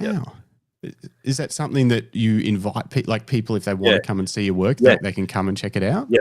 Yeah. Oh wow. Yeah. That's on my website as well. We also do a print workshop as well. Which is normally in March. It's a south coast where I live here on the south coast of New South Wales. So we do a workshop every March where we take a group of people for 4 days, and we shoot this south coast area, and then we pick their favorite photo, then we edit the photo, then we get it printed and framed like that and send it out to them at the end of the workshop. Wow. Yeah. That's so cool. So this is the gallery. This is the room that you've. This is beautiful. Yeah. That's amazing. Some of those, they're old photos. Some of those are sold, but I've got some new ones in there now, and I'm updating some of them. Actually, a lot of them I'm selling at the moment because I want to freshen it up and put some new stuff. So who do you get to print your work then? What those ones are all those ones there you're looking at? They're all acrylic face mounts. So they're done by a guy in Sydney called 5 Magics. His name's Patrick. 5 Magics Photo Imaging, I think he calls himself. He does a really good job. Very good. So tell us about that print style. How does that differ from printing on paper or canvas? Well, it is paper. It is printed on paper, and then it's got like the acrylic over the top of it. So the acrylic's like a Perspex type material, but I don't know the whole science behind it. But it's got some sort of chemical thing in it, and it's a particular product that's made for that. And then so they'll get like a thin sheet of metal, like only a couple of mil thick, print the photo, put that, and then the acrylic goes over the top. Then the acrylic sort of generate some gases or whatever. I'm no technical guy, some sort of thing like that, and then kind of like seals it in. And they say that they're guaranteed for 100 years that they won't fade, or no air bubbles or anything will get into them. Wow. For landscapes, they look pretty amazing. They have a real three-dimensionality look about them, real good contrast, color. They seem to be more vibrant, like they almost become luminous. I don't know how it works, but they look beautiful. Yeah. I like both. I've got 3 different styles in the house. This one behind me here is just a frame printed and framed, which still looks really stylish as well. And then the one on the wall in front of me here is a framed canvas. I don't want to take it off the wall to show. It's too hard to get. No, don't do that. Although we did have a guest that was, what's his name? Rodney. Yeah. Rodney was bringing he'd be like, I've actually got a frame, and he'd come back in with this giant frame, be like, see, it's, and we're like, this is awesome. It was like show and tell. His office was, it was great. We've got a great question here. Can I bring that up? That's what I was just about to say. And there's actually a question from Exy earlier as well that would lead on after this. So we've got to get to some. He's off to Tassie tomorrow, so he wants some help. That's what he asked about. That's a good question. So let me just read it out. I'm just starting out in landscape photography. Brett, do you do a lot of focus stacking, and how does that go with moving water? And that was also WA Bird Nerd, which is an awesome username. Good to have you with us, WA Bird Nerd. A bird photographer, I think, for sure. Maybe, yeah. The question about focus stacking is one of the most commonly asked questions we get. Do I focus stack? Yes. Do I do it often? No. I actually had a guy on our last workshop, a guy from Brisbane, and he started off on the first day focus stacking every shot he was taking. And then he started asking me, should I focus stack this? I said, no. Should I focus stack this? No. I would only focus stack if the first focal element in the scene is close to the camera. And when I say close to the camera, I'm talking, half a meter sort of thing. Would this be an example? I was just looking through some. That's not focus stack. No. Oh my gosh. If you get the Photo Pills app and you look up hyperfocal distance, there's a thing. I'll just open the app up and explain it. I think too many people overcomplicate photography. They talk with all these technical terms and focus stack and exposure blend and all. You don't have to do all that stuff. I know someone like that. You just don't have to. You just don't have to. I didn't say names. So where are we here? Photo Pills app, they have a thing on there called hyperfocal table. And basically you put in what camera you've got and what lens you're using and what aperture you're using, and it'll tell you what the best hyperfocal distance is, meaning the distance from the lens where to focus. And in most instances, it's a couple of meters in front of the lens. So as long as the first element you want to be in focus is more than a couple of meters in front of the lens, then you don't need to do it. So in that photo there, that big rock in the foreground was about 3 or 4 meters away. So I just focused on that, and the whole scene was in focus. Very cool. I can show you this thing. I've got it on my phone here. I'll try and hold it up to the camera. This is Photo Pills. And you can just put in this one. I've got Nikon D850 at the top because that's the last camera I put in there, which was for a client. And then it's got aperture across the top. You pick which aperture you're using. Like if you use f11 on most landscapes, you're all good. And then it's got focal length. So just say you're shooting at 16 millimeters. So for example, here for a Nikon D850, if you were shooting at 16 millimeters at f11, your hyperfocal distance is just under 1 meter. So about 1 meter in front of the camera, if you were to focus there at f11, most of the scene's going to be in focus. That's it. That Photo Pills app is very good. Yeah. So back to the question. I would only focus stack if that first sort of element was super close to the camera. Then yes, I would take a couple of shots. And if the water's moving, it's pretty tricky, very tricky. Yeah. 'Cause each shot's going to look different. It's a bit like shooting panoramas of moving water, where you do multiple images and stitch a panorama together, and it's moving water. You're never going to get them to line up because the water looks different each time. So it's tricky. Yeah. Brendan Waite says, "Amen." I think that was to your most photographers overcomplicate everything and say big words and all that sort of stuff. Yeah, yeah. Some people will focus stack and take like 10 images and stack them together, or they'll take, multiple exposures and blend them together. You just don't have to do all that stuff. Like, you don't need to. All the prints that we do, in my gallery, a lot of those are single shots and they're fine. They print perfectly. Yeah. Exy's question, I'm going to shoot landscapes in Tassie tomorrow. What's your advice? Broad question. That's a broad question. Very broad question. I'm going to bring up some images that are on your landscape Tasmania photography workshop page. Yep.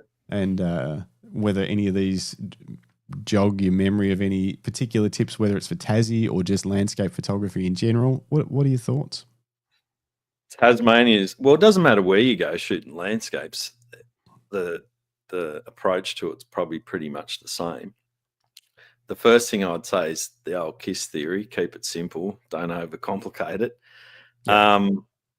It's really about two things: light and composition. So having a really strong composition and having some good light to work with, that's how you're going to get a good photo. Like that photo there, for example, those rocks in the foreground, same thing about that was probably shot at about f11 or something like that, probably about 2 meters in front of the camera on the first red rock there, somewhere like that. You would have focused and then the whole scene would have been in focus. And then I would have just exposed for the highlights. So the bright sun was obviously there, you can see, but I would have positioned the lens so that the bright sun was just outside of the frame and not in the frame. So if the bright sun was in the frame, you wouldn't be able to control that bright light. It would just be too much glare and it would overexpose the highlights. So then you just tilt the lens so that the bright sun is just outside of the frame. So you're still using the light, but you haven't got that real bright sunball to deal with. And then composition, just solid compositions.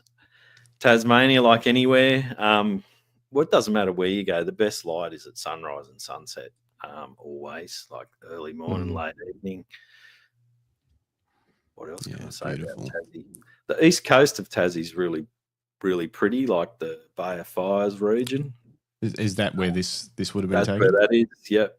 Yep, that area is easy to photograph, easy to access. And it's really accessible, isn't it? Yeah, easy, very easy, and plenty of good shots. It faces east, that area, so probably more suited to a sunrise than a sunset, but still works for both. What are the other things on Tassie? All the usual spots. That's the Horseshoe Falls, which is another one that's easy to get to. You can park at I think it's the Mountfield National Park, and then just walk up. There's 2 waterfalls on that hike. They're both easy to get to, easy to photograph. That one there, circular polarizer, like I talked about before, that's all I would have used. That's the only filter I would have used on that. It just takes that glare down and brings out the greens in the foliage as well.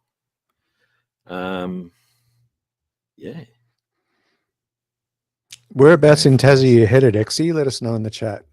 Yeah. Oh, look at that. Wow. Oh, man. That's nice crazy. Lot, right? Yeah. If only you could get those people out of the foreground.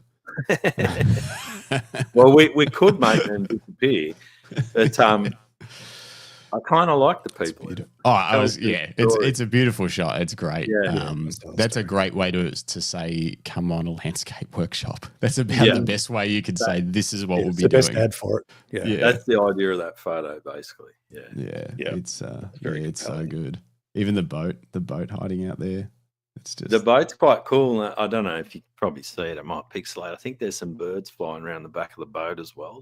Maybe they were hauling in their catch or something like that, and all the seagulls were hanging around. Yeah, That's very so cool. Yeah, that one was that's why I pulled that one up before. Like that, it instantly caught my eye. I don't know, the composition, the color, it just, yeah. I think the big rock in the foreground is kind of like the anchor point, you know, that sort of pulls you straight into the middle of the scene. Yeah. Yeah, it's interesting, isn't it? Because then your eye gets drawn up to the rock in the background, but it's amazing how foreground elements can change how you experience a landscape shot, or any shot really, but especially in landscapes, like it really. Yeah, that's a pretty old photo. I think I took that a fair few years ago now, but if I was going to edit that now, I'd change the way I edit that compared to what it looks like there. Editing, yeah, okay. I've had the same thoughts on editing and that kind of stuff. I want to ask you something else, and this isn't meant to be a dig about whether good work or like old work, new work, or anything like that, but this is just something I've experienced. Do you ever look back at any of your photos and go, man, that was pretty good. I don't know if my new stuff's as good as that anymore. Has that ever happened to you? It has? Because that's happened to me. Yeah. Yeah, what is that? Is it like, why do you think that happens? Well, I think some of your old shots are just really good shots. Like you took them well, you edited them well. They can't be improved on. You know, you just did a really good job on them. But that's happens like you don't take a really good shot very often. Let's be honest. You might only get I don't know how many good shots a year, maybe a dozen or something like that in a year. So if it was that easy, everyone would just be out there doing it right to get a good shot. So, you wouldn't have a business. Yeah, that's right. So like you know, your really favorite top shots, you don't get that many of them. So yeah, I look back on some of my old ones. I dragged up an old one the other day to show a client, and it was from 2016. So that was, 9 years ago. And I looked at it and thought, wow, that's a really good shot. Like, how did I do that? But I think it was just really good light. I composed it really well. I must have edited it really well back then. I thought, how would I improve that? And I thought, I don't think I can. I'll just leave it the way it is.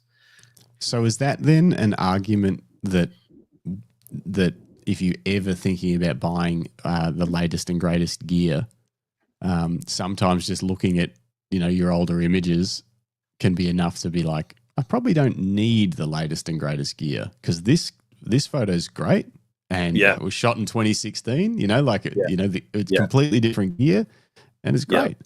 Yep, 100%. Yeah, I think people get too hung up on gear. I think people just get too hung up on a lot of things that don't matter, like equipment and also technique.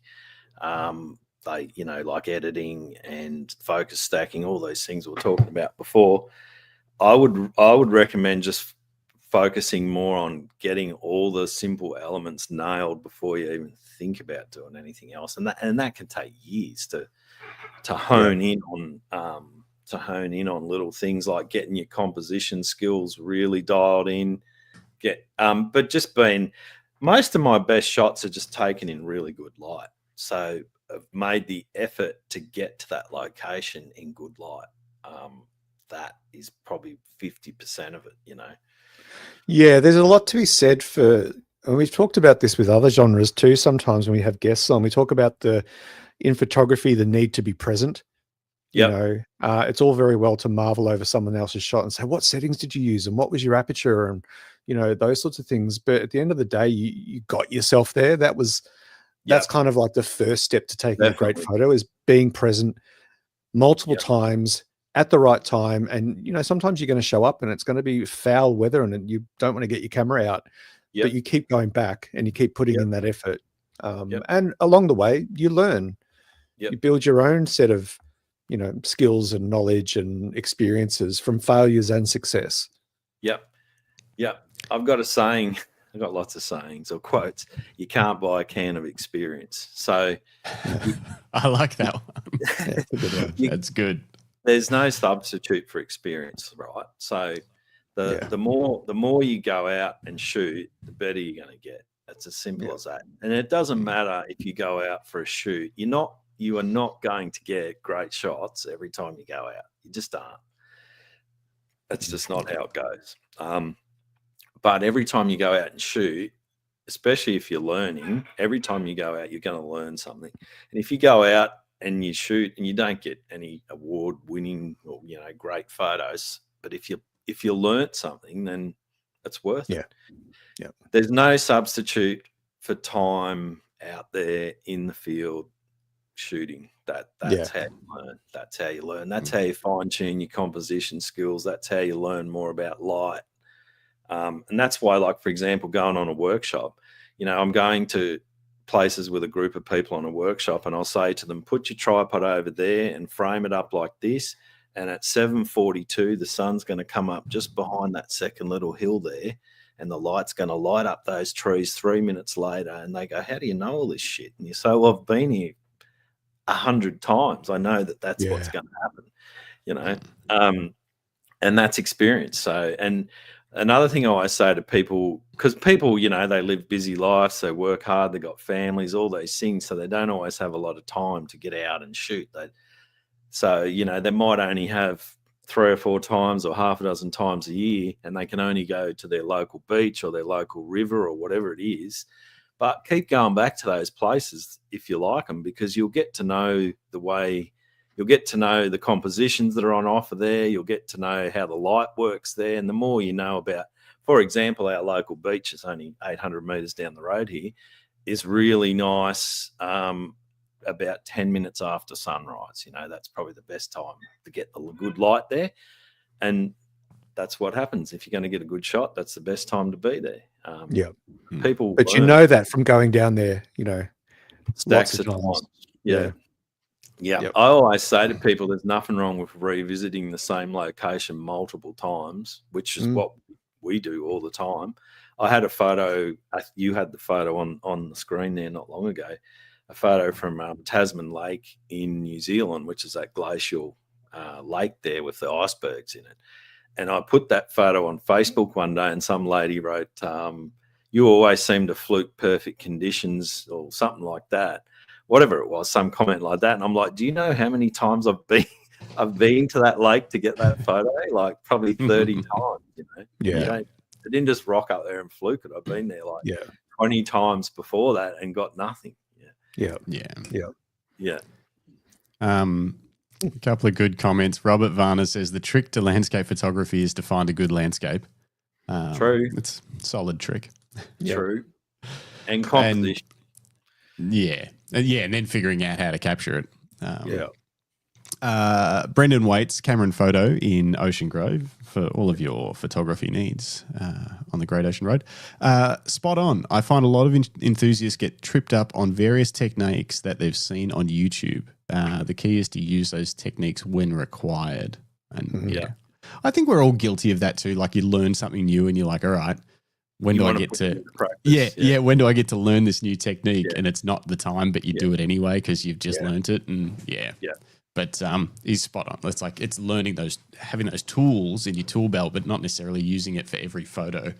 And that's how we ended up with what I'm going to call HDR Mageddon. When was that? Like it was probably like 2013, 14, 15 or something like that, when every landscape photo was like mega HDR stacked. And then everyone did it, and then everyone was like, oh, actually I've changed my mind. I think if there's one other thing that I think is super important, I notice, we do, probably see a couple of hundred clients every year on workshops, so you get to watch and observe people. Is one piece of advice is to slow down. I think people just live a fast-paced life and their brain becomes fast-paced as well. So slow down.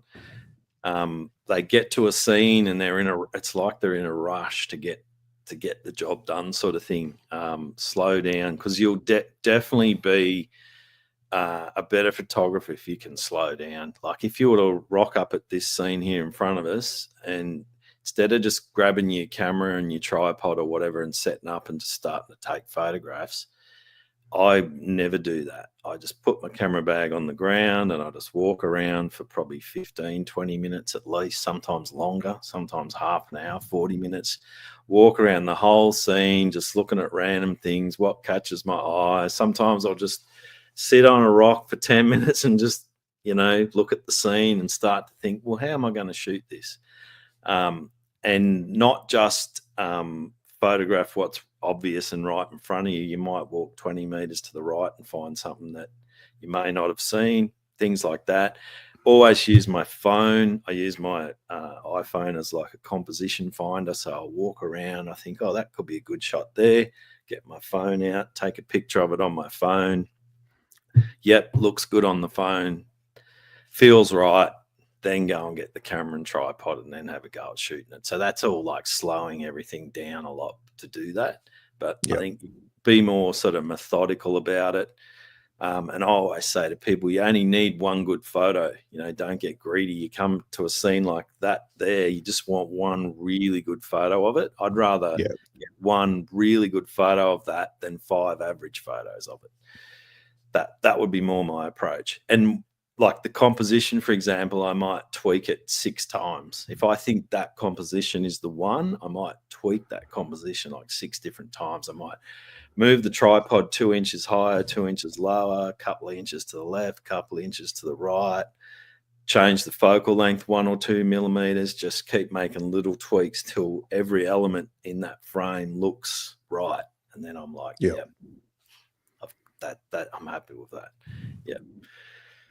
That's great advice. I love that idea as well as using the iPhone as a composition finder. Really good. Yeah, because normally if you take a photo on your phone, it looks good on your phone. It's going to look good on your camera. If you use the wide angle lens on your iPhone, you know how it's got the 3 lenses on it.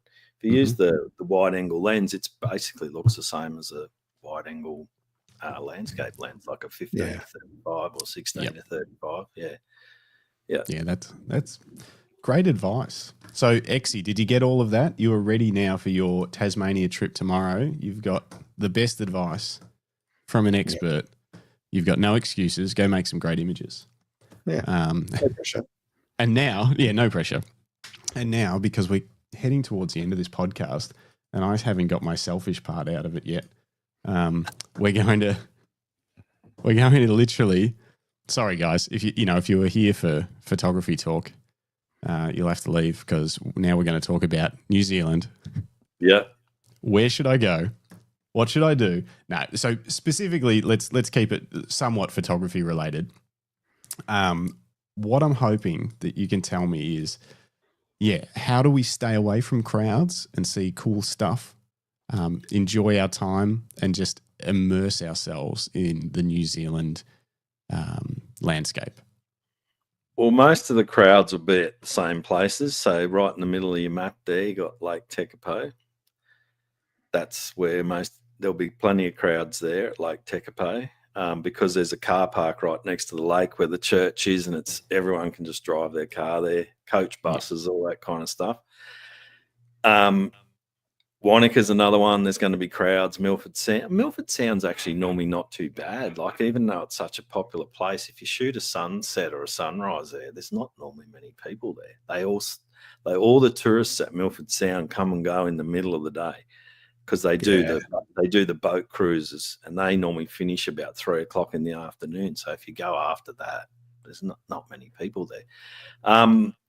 That area in the middle where you got the 3 lakes, you've got Lake Pukaki, Lake Tekapo, and Lake Ohau there. That area there, that's the best part of New Zealand. That's called Mackenzie region or Mount Cook, that area. Yeah. If you wanted to focus in on one area, that would be the area that I'd be hanging out. So this is Twizel that you mentioned. You mentioned this quite a few times. Yep, Twizel. My dog's name's Twizel. So that's I saw that in your bio. Yeah, tells you how much I love Twizel. Yeah, I love it. Okay, so that is an area that you're sort of drawn to in terms of central around. Like, would you recommend staying near there? Yeah, 100%. Anywhere in that area, you can stay at Twice, or you can stay at Lake Tekapo, or you can stay up at Mount Cook if you follow that where it says Glen Tanner there, just up past that Iraqi Mount Cook. You've got the Mount Cook Village there. You can stay there. There's only one hotel there. It's called the Hermitage. I think it's pretty expensive. Or you can stay there in your motorhome. There's a few campgrounds there. Is there? Yeah. Interesting. Yeah, that area there is epic. Like you don't have to look far for a good landscape there. They're off the side of the road. They're right in front of you. They're everywhere. That's amazing. Tasman Glacier, you can see there. That's on your right of the screen there, Tasman Lake. At the bottom end of that photo you had on the screen before for the icebergs, that's where that's taken, right there. Okay. And then there's another lake on the left-hand side, which is called the Hooker Lake. You'll see over to the left there. That one there. Yep. So that's about an hour and a half's walk to get there to the Hooker Lake. But I've actually walked there before. We were doing heli out of Mount Cook as well, and we had 3 down days in a row. So it to stop us from drinking all of the beer that was in, I think we were staying in that Hermitage place, and we actually drank the favorite beer that we had. We emptied the keg. And they had to. What beer was it? I can't remember. There was, there was 2 Kiwi beers from the same company, but one was like a pale ale and the other one was a lager, and we all preferred the pale ale. We drank that until it was empty because it was like we were in The Shining. Like there was nothing to do. The weather was bad, and we were just waiting for the heli place to be like, all right, we're on. And we walked to Hooker Lake multiple times. I think I ran there once. Yeah, because we were getting that stir crazy, trying to like stop from, because we just go to the bar. We're like, we can't do this again. We can't. This is not good. Anyway, so I have been there, and it was beautiful. Like the blue water and it was stunning. Yeah. But I didn't explore much beyond that, and because we were there for something else, and I don't know what I was missing that was in the area that was less common. That was kind of like the marked out track, hey, go this way. That whole region, it's called Mackenzie region, which is, sort of from over Tekapo right across. There's 3 big lakes. There's Lake Tekapo, Lake Pukaki, and Lake Ohau. There's also a lake further to the south you'll see, which is Benmore, which is where that layered photo is taken, that one down the bottom there, that layered shot that you liked is taken there. Oh, yes. Yeah, so that whole area there, it's hard to beat, like anywhere in that region, you just take a side road, take a dirt road, just drive around. That whole area is packed with lots and lots and lots of landscapes. That seems to be the hottest tip, is to, don't be afraid to take the path less traveled. No, not at all. Not at all. As long as your rental car is going to go down that road. Most of the gravel roads are fine. Like they're actually in pretty good condition, so you can drive down them. Not too many dramas. Yeah. People seem to get a bit worried about icy, wintry type conditions, but most of the time it's fine. The only time you're going to have any bad stuff on the roads is after a big snowstorm. So if you have a big snowstorm, just be pretty careful the next day or during the snowstorm. There is a lot of ice on the roads, but that's normally only after heavy snow or really cold weather, when you're going to get a bit of black ice. It's not that common.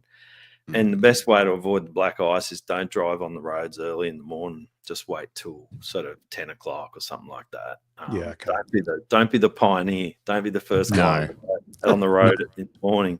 Let someone else find the ice for you. Yeah. Yes, especially not in this camper that we're in. I don't want to slide that off the side of the road. Oh, they're just big floating bubbles driving those. Yeah. But for the most part, it's fine driving around. Unless the temperatures are below 0, that's when you might get a bit of ice. But as long as the temperatures are above 0 and there's no obvious water on the road, then it's fine. Yep. Yeah. So we've got 2.5 weeks. We'll definitely be exploring that area that you talked about. We might even do that. Are you Are you in and out of Christchurch, or are you into Christchurch and out of Queenstown? Or Nah, in and out of Christchurch, because a little known thing these days. So if you want to rent a camper from Queenstown, they sting you an extra $300 or so just as a Queenstown tax, and then they charge you extra as a one-way fee as well. So I think it was going to be $1,000 extra for us to drop it off or pick it up in Queenstown. So I decided. I also thought too, because I've driven this road from Christchurch down to Queenstown before, through the middle, which is beautiful. Like that road is amazing. But I'm like, I've never been over to either of the coasts. So I'm like, well, we should do some sort of loop. And I haven't figured out, we don't have enough time, obviously, to see everything. And I'm like, what should we prioritize? You know, should we go up north of the South Island at all, or very far south of the South Island? Should we do the West Coast? Have you been to Milford Sound before? No. Okay, so I probably wouldn't worry about going up north. Okay. There's some really cool stuff up north, but it's a long way between locations, and you're going to do a lot of driving. Yeah, I'd potentially maybe do a big loop, maybe go across to the West Coast from Christchurch, straight over to the West Coast. You'll see the road over towards Greymouth there. Is that through Arthur's Pass? Arthur's Pass, yep. Straight over there, then make your way down the West Coast and make sure you get to Lake Matheson, which is down near Fox Glacier, down the bottom. Okay. You just went past Fox Glacier. Did I? Back up. Yep. Fox Glacier, just there in the middle of the shot or towards the right. There's a place there called Lake Matheson. That's like see where it says Reflection Island? Oh, yes. That's Lake Matheson. That's Lake Matheson there. That's a amazing photograph. Like really, really good photograph. I've got some shots on my website from there. That's I reckon, a must-do photo, that one, if you want a really good landscape. But just one thing to be mindful of, if you're going to travel down the West Coast, if you've got a itinerary that's not sort of fixed, check the weather before you head to the West Coast, because the weather there can get pretty dismal. So if it's going to be bad weather there, don't go there. It'll just rain the whole time. So check the forecast before you go there. So you could come down the West Coast there and then come back across to like Wanaka, which is across what they call the Haas Pass. And then from Wanaka, you could go down to Milford Sound and then back to Christchurch. That'd be a big loop, but that'd take you 2.5 weeks to do all that. To do it. Yeah, okay. Yeah. So basically. Yeah, but if you wanted to shorten it a bit, just drop the Milford Sound part off, but do the rest of the loop. So do Queenstown, Wanaka, West Coast, Mount Cook, and then back to Christchurch. Yeah, that big loop. Okay. So bit of everything. Yeah, because basically we would have to go. So that's the thing. To get to Milford Sound, you've got to go down and around, essentially from Queenstown. Yeah. Wanaka's here, and you're saying that you would come across from the West Coast here. Oh, that's the Haas. Across to Wanaka, past Lake Hawea. Yep, through there. Through there. Yep, and then we'd have to go from Wanaka to Queenstown. Yeah, that's only about an hour. Yeah, and then you basically have to go down and around to Milford Sound, and then backtrack back out again. Yep. Yeah. Okay. You can stay at Milford Sound in a motorhome at the lodge, at the Milford Lodge there. Okay. Or you can stay at that little town called Tiarnau, which is on the way to Milford. It's on the lake there. Yep, I see that. You can stay there and you can drive in to Milford from there. It's probably about it's not that far in distance, but it takes a long time because it's a sort of windy, fairly slow road and lots of scenery stops along the way. So that drive could take you, a couple of hours. For the sake of photography and tourists and stuff like that, would you be better off staying at Milford Sound so you can be there? You're there in the morning, and then you could leave when it starts to get busy, basically. Yeah. Most of the tourists that are there in the middle of the day. So if you're there at sunrise or sunset, there's probably not going to be that many people around. Yeah, well, I've shot heaps of sunrises and sunsets at Milford Sound, and I've never seen many other photographers there. Like sometimes there might be 3 or 4. That's about it. You'd never get like big crowds unless there's photography workshops there, which there could be, but there's still lots of room there to move around. So even if there was, a dozen people there or something, they still wouldn't get in your way, really. Is there anything that you would recommend in New Zealand splurging on? Like Greg mentioned, a light plane landing on a glacier, or there's obviously you can take heli tours, Fox Glacier. You can go. Is there anything that you've ever done on any of your trips that you're like, all right, that was expensive, but that was worth the splurge? Are you an adventure person? Yes, but I have no interest in hanging myself off a bridge in Queenstown at some sort of warp speed or a bungee or any of that scary stuff.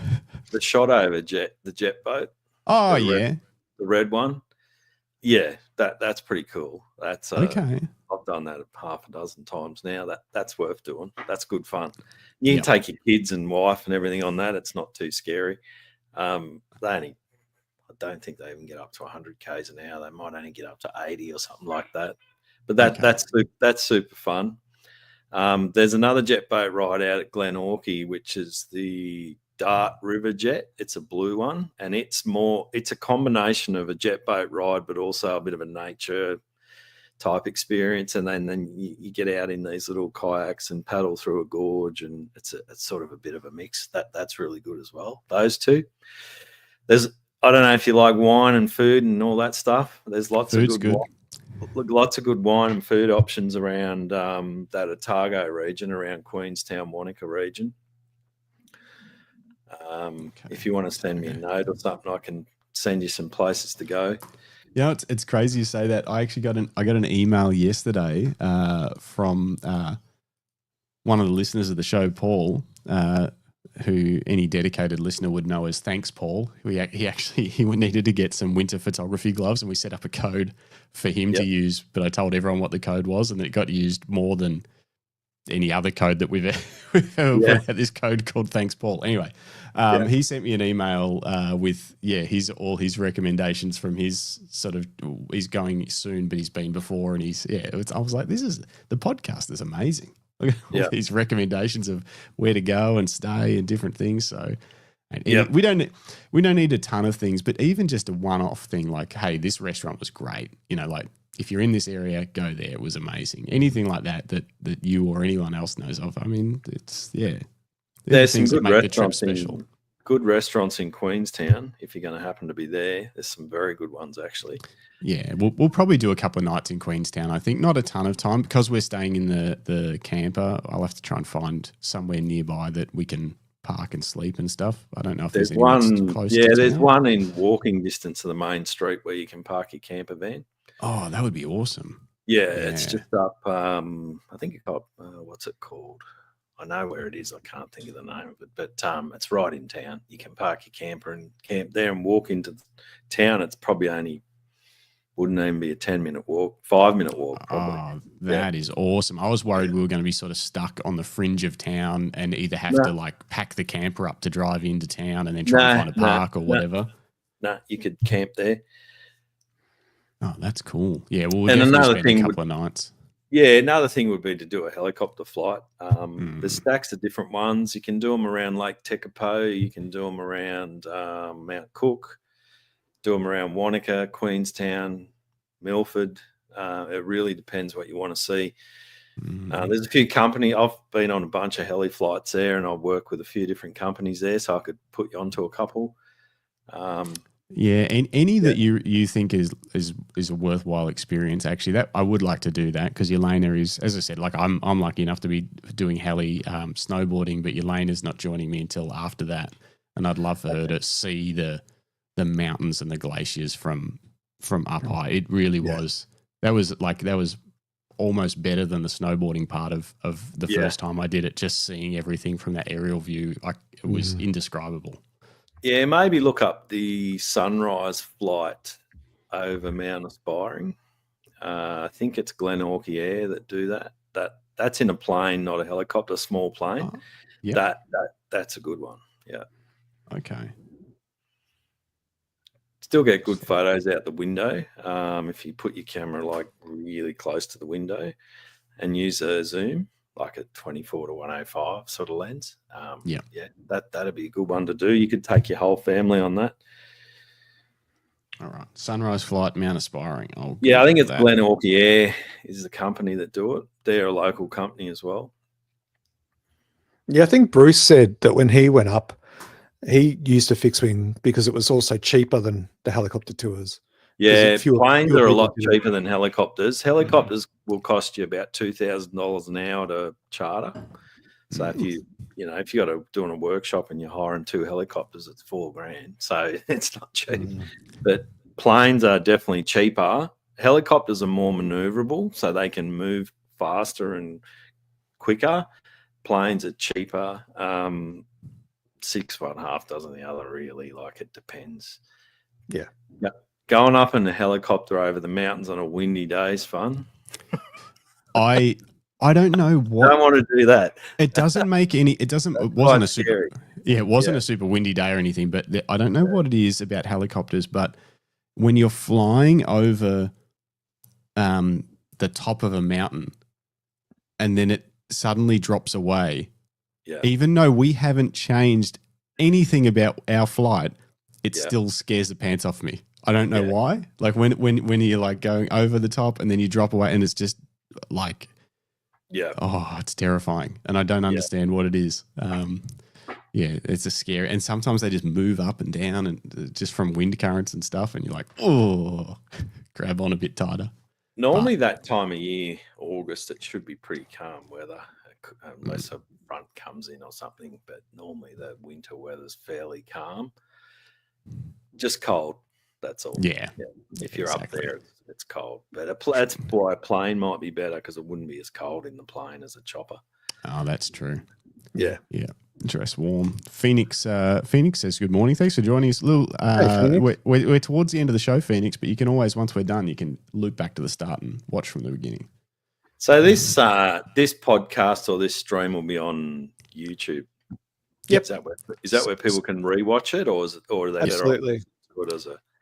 So if you want to rewatch it on YouTube, but you can also listen on Spotify, Apple Podcasts, any of the other podcast platforms, just as an audio. All of that, it'll go up within a few hours to those platforms of finishing. It's on YouTube right now, and it'll stay on there. Cool. Justin, do you want to ask Brett the ultimate gear question? Oh yeah, I should. So if it was the end of the world and you're in New Zealand again, another pandemic hits, but this time it's zombies, and the world is ending and you've only got time to grab one camera and one lens to document beautiful landscapes of the zombie apocalypse, what would you grab? Go for the Canon R5, of course, mm-hmm. and the 24 to 105 lens. Oh, the versatile all-rounder. Yeah, a bit of an all-rounder. You can't beat that lens. Nice choice. Or the second one would be just your iPhone. Oh, actually, I don't think anyone said that yet. Because you can do whatever you want with that. You can take a video, you can take a wide angle, a zoom, a pano. That's true. Lightweight, easy to run with. Actually, so I think I'll know the answer to this already, but we'll just see.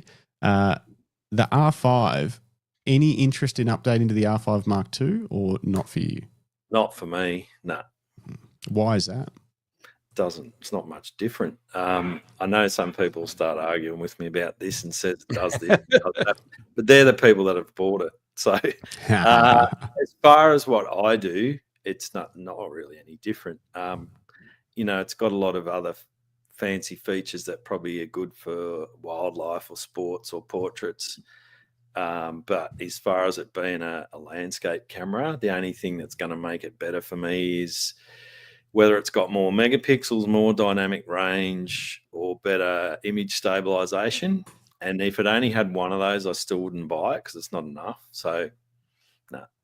I think it's about, what are they, $6,500 or something? Or yeah, you might be able to get them under 6 now. I can't remember. But I'm pretty confident it actually has worse dynamic range in mechanical shutter at base ISO, if anything. Yeah, I had a lady on a workshop recently that had it, and she was using it for wildlife. And the higher, I don't know what the circumstances were, but the high ISO noise was not so good. I don't know if that's what that's got to do with. I don't know, but I can shoot high ISO on my R5 and no dramas. So might have been the conditions. In the testing that I did, that's another point. The R5 Mark II was worse, but not in high ISO, but not enough that you would. Yeah, that was in like testing worse. Not enough that you would worry about it. But you certainly wouldn't upgrade it to get better high ISO because it's actually slightly worse. The only thing, exactly, you were spot on. The only thing you would upgrade it for is autofocus performance is way better. Video performance is better. A few other little features and stuff like that. I find the control layout better now that they've moved the photo video switch. But again, that's because I shoot hybrid a bit. But other than that, it's for landscapes, it's potentially worse. Yeah.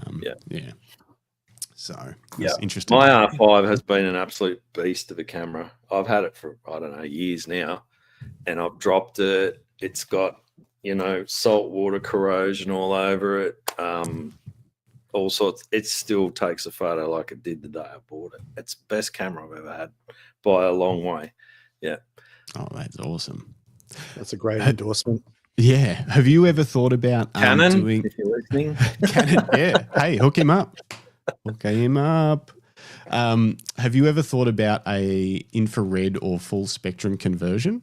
Yeah, definitely. When you said about your R6, I was like, "Ooh, that's a candidate." I've already been looking at that. Really? Yeah. All right. Well, swear to God, you two were separated at birth. I know, because I've been doing a heap of research on it at the moment, especially the fact that it's full spectrum, so you can put the filter in and still use it as a backup camera, as a normal camera. That really appeals to me. What have you found in your research so far?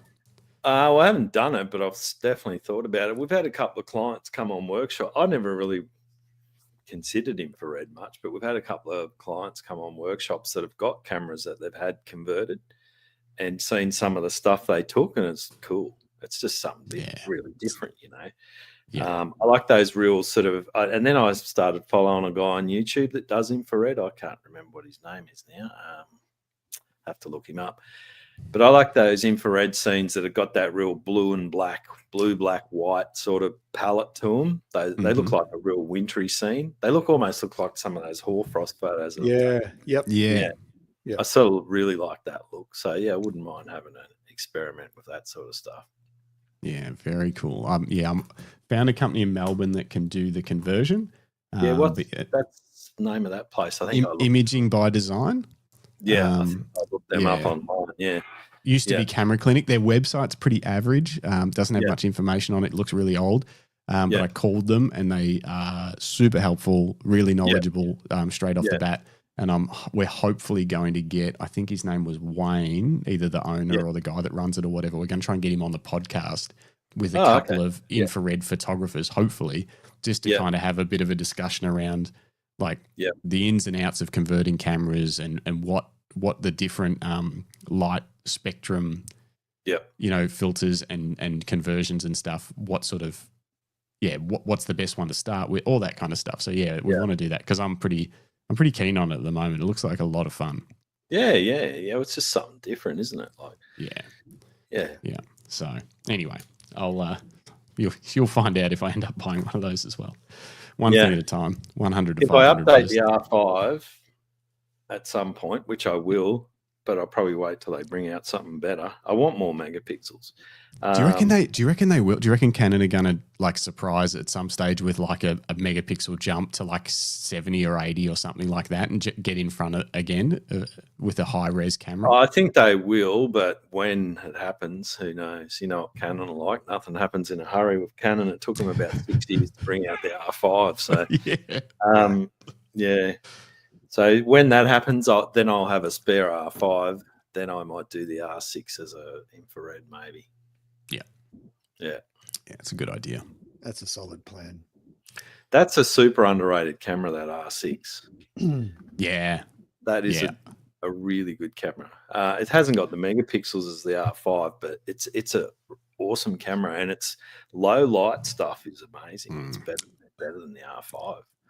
I shoot the R3 for sports, and I feel like I could get it as good out of the R6 Mark II basically as the R3. Like they're so close in terms of their this like ability level for sports. Sensor's great. Yeah. Very, very underrated camera and pretty cheap at the moment too. I think the R6 Mark III is on the way, which is why the R6 Mark II is pretty cheap. That's what the rumors are saying. We don't have any inside knowledge, sadly.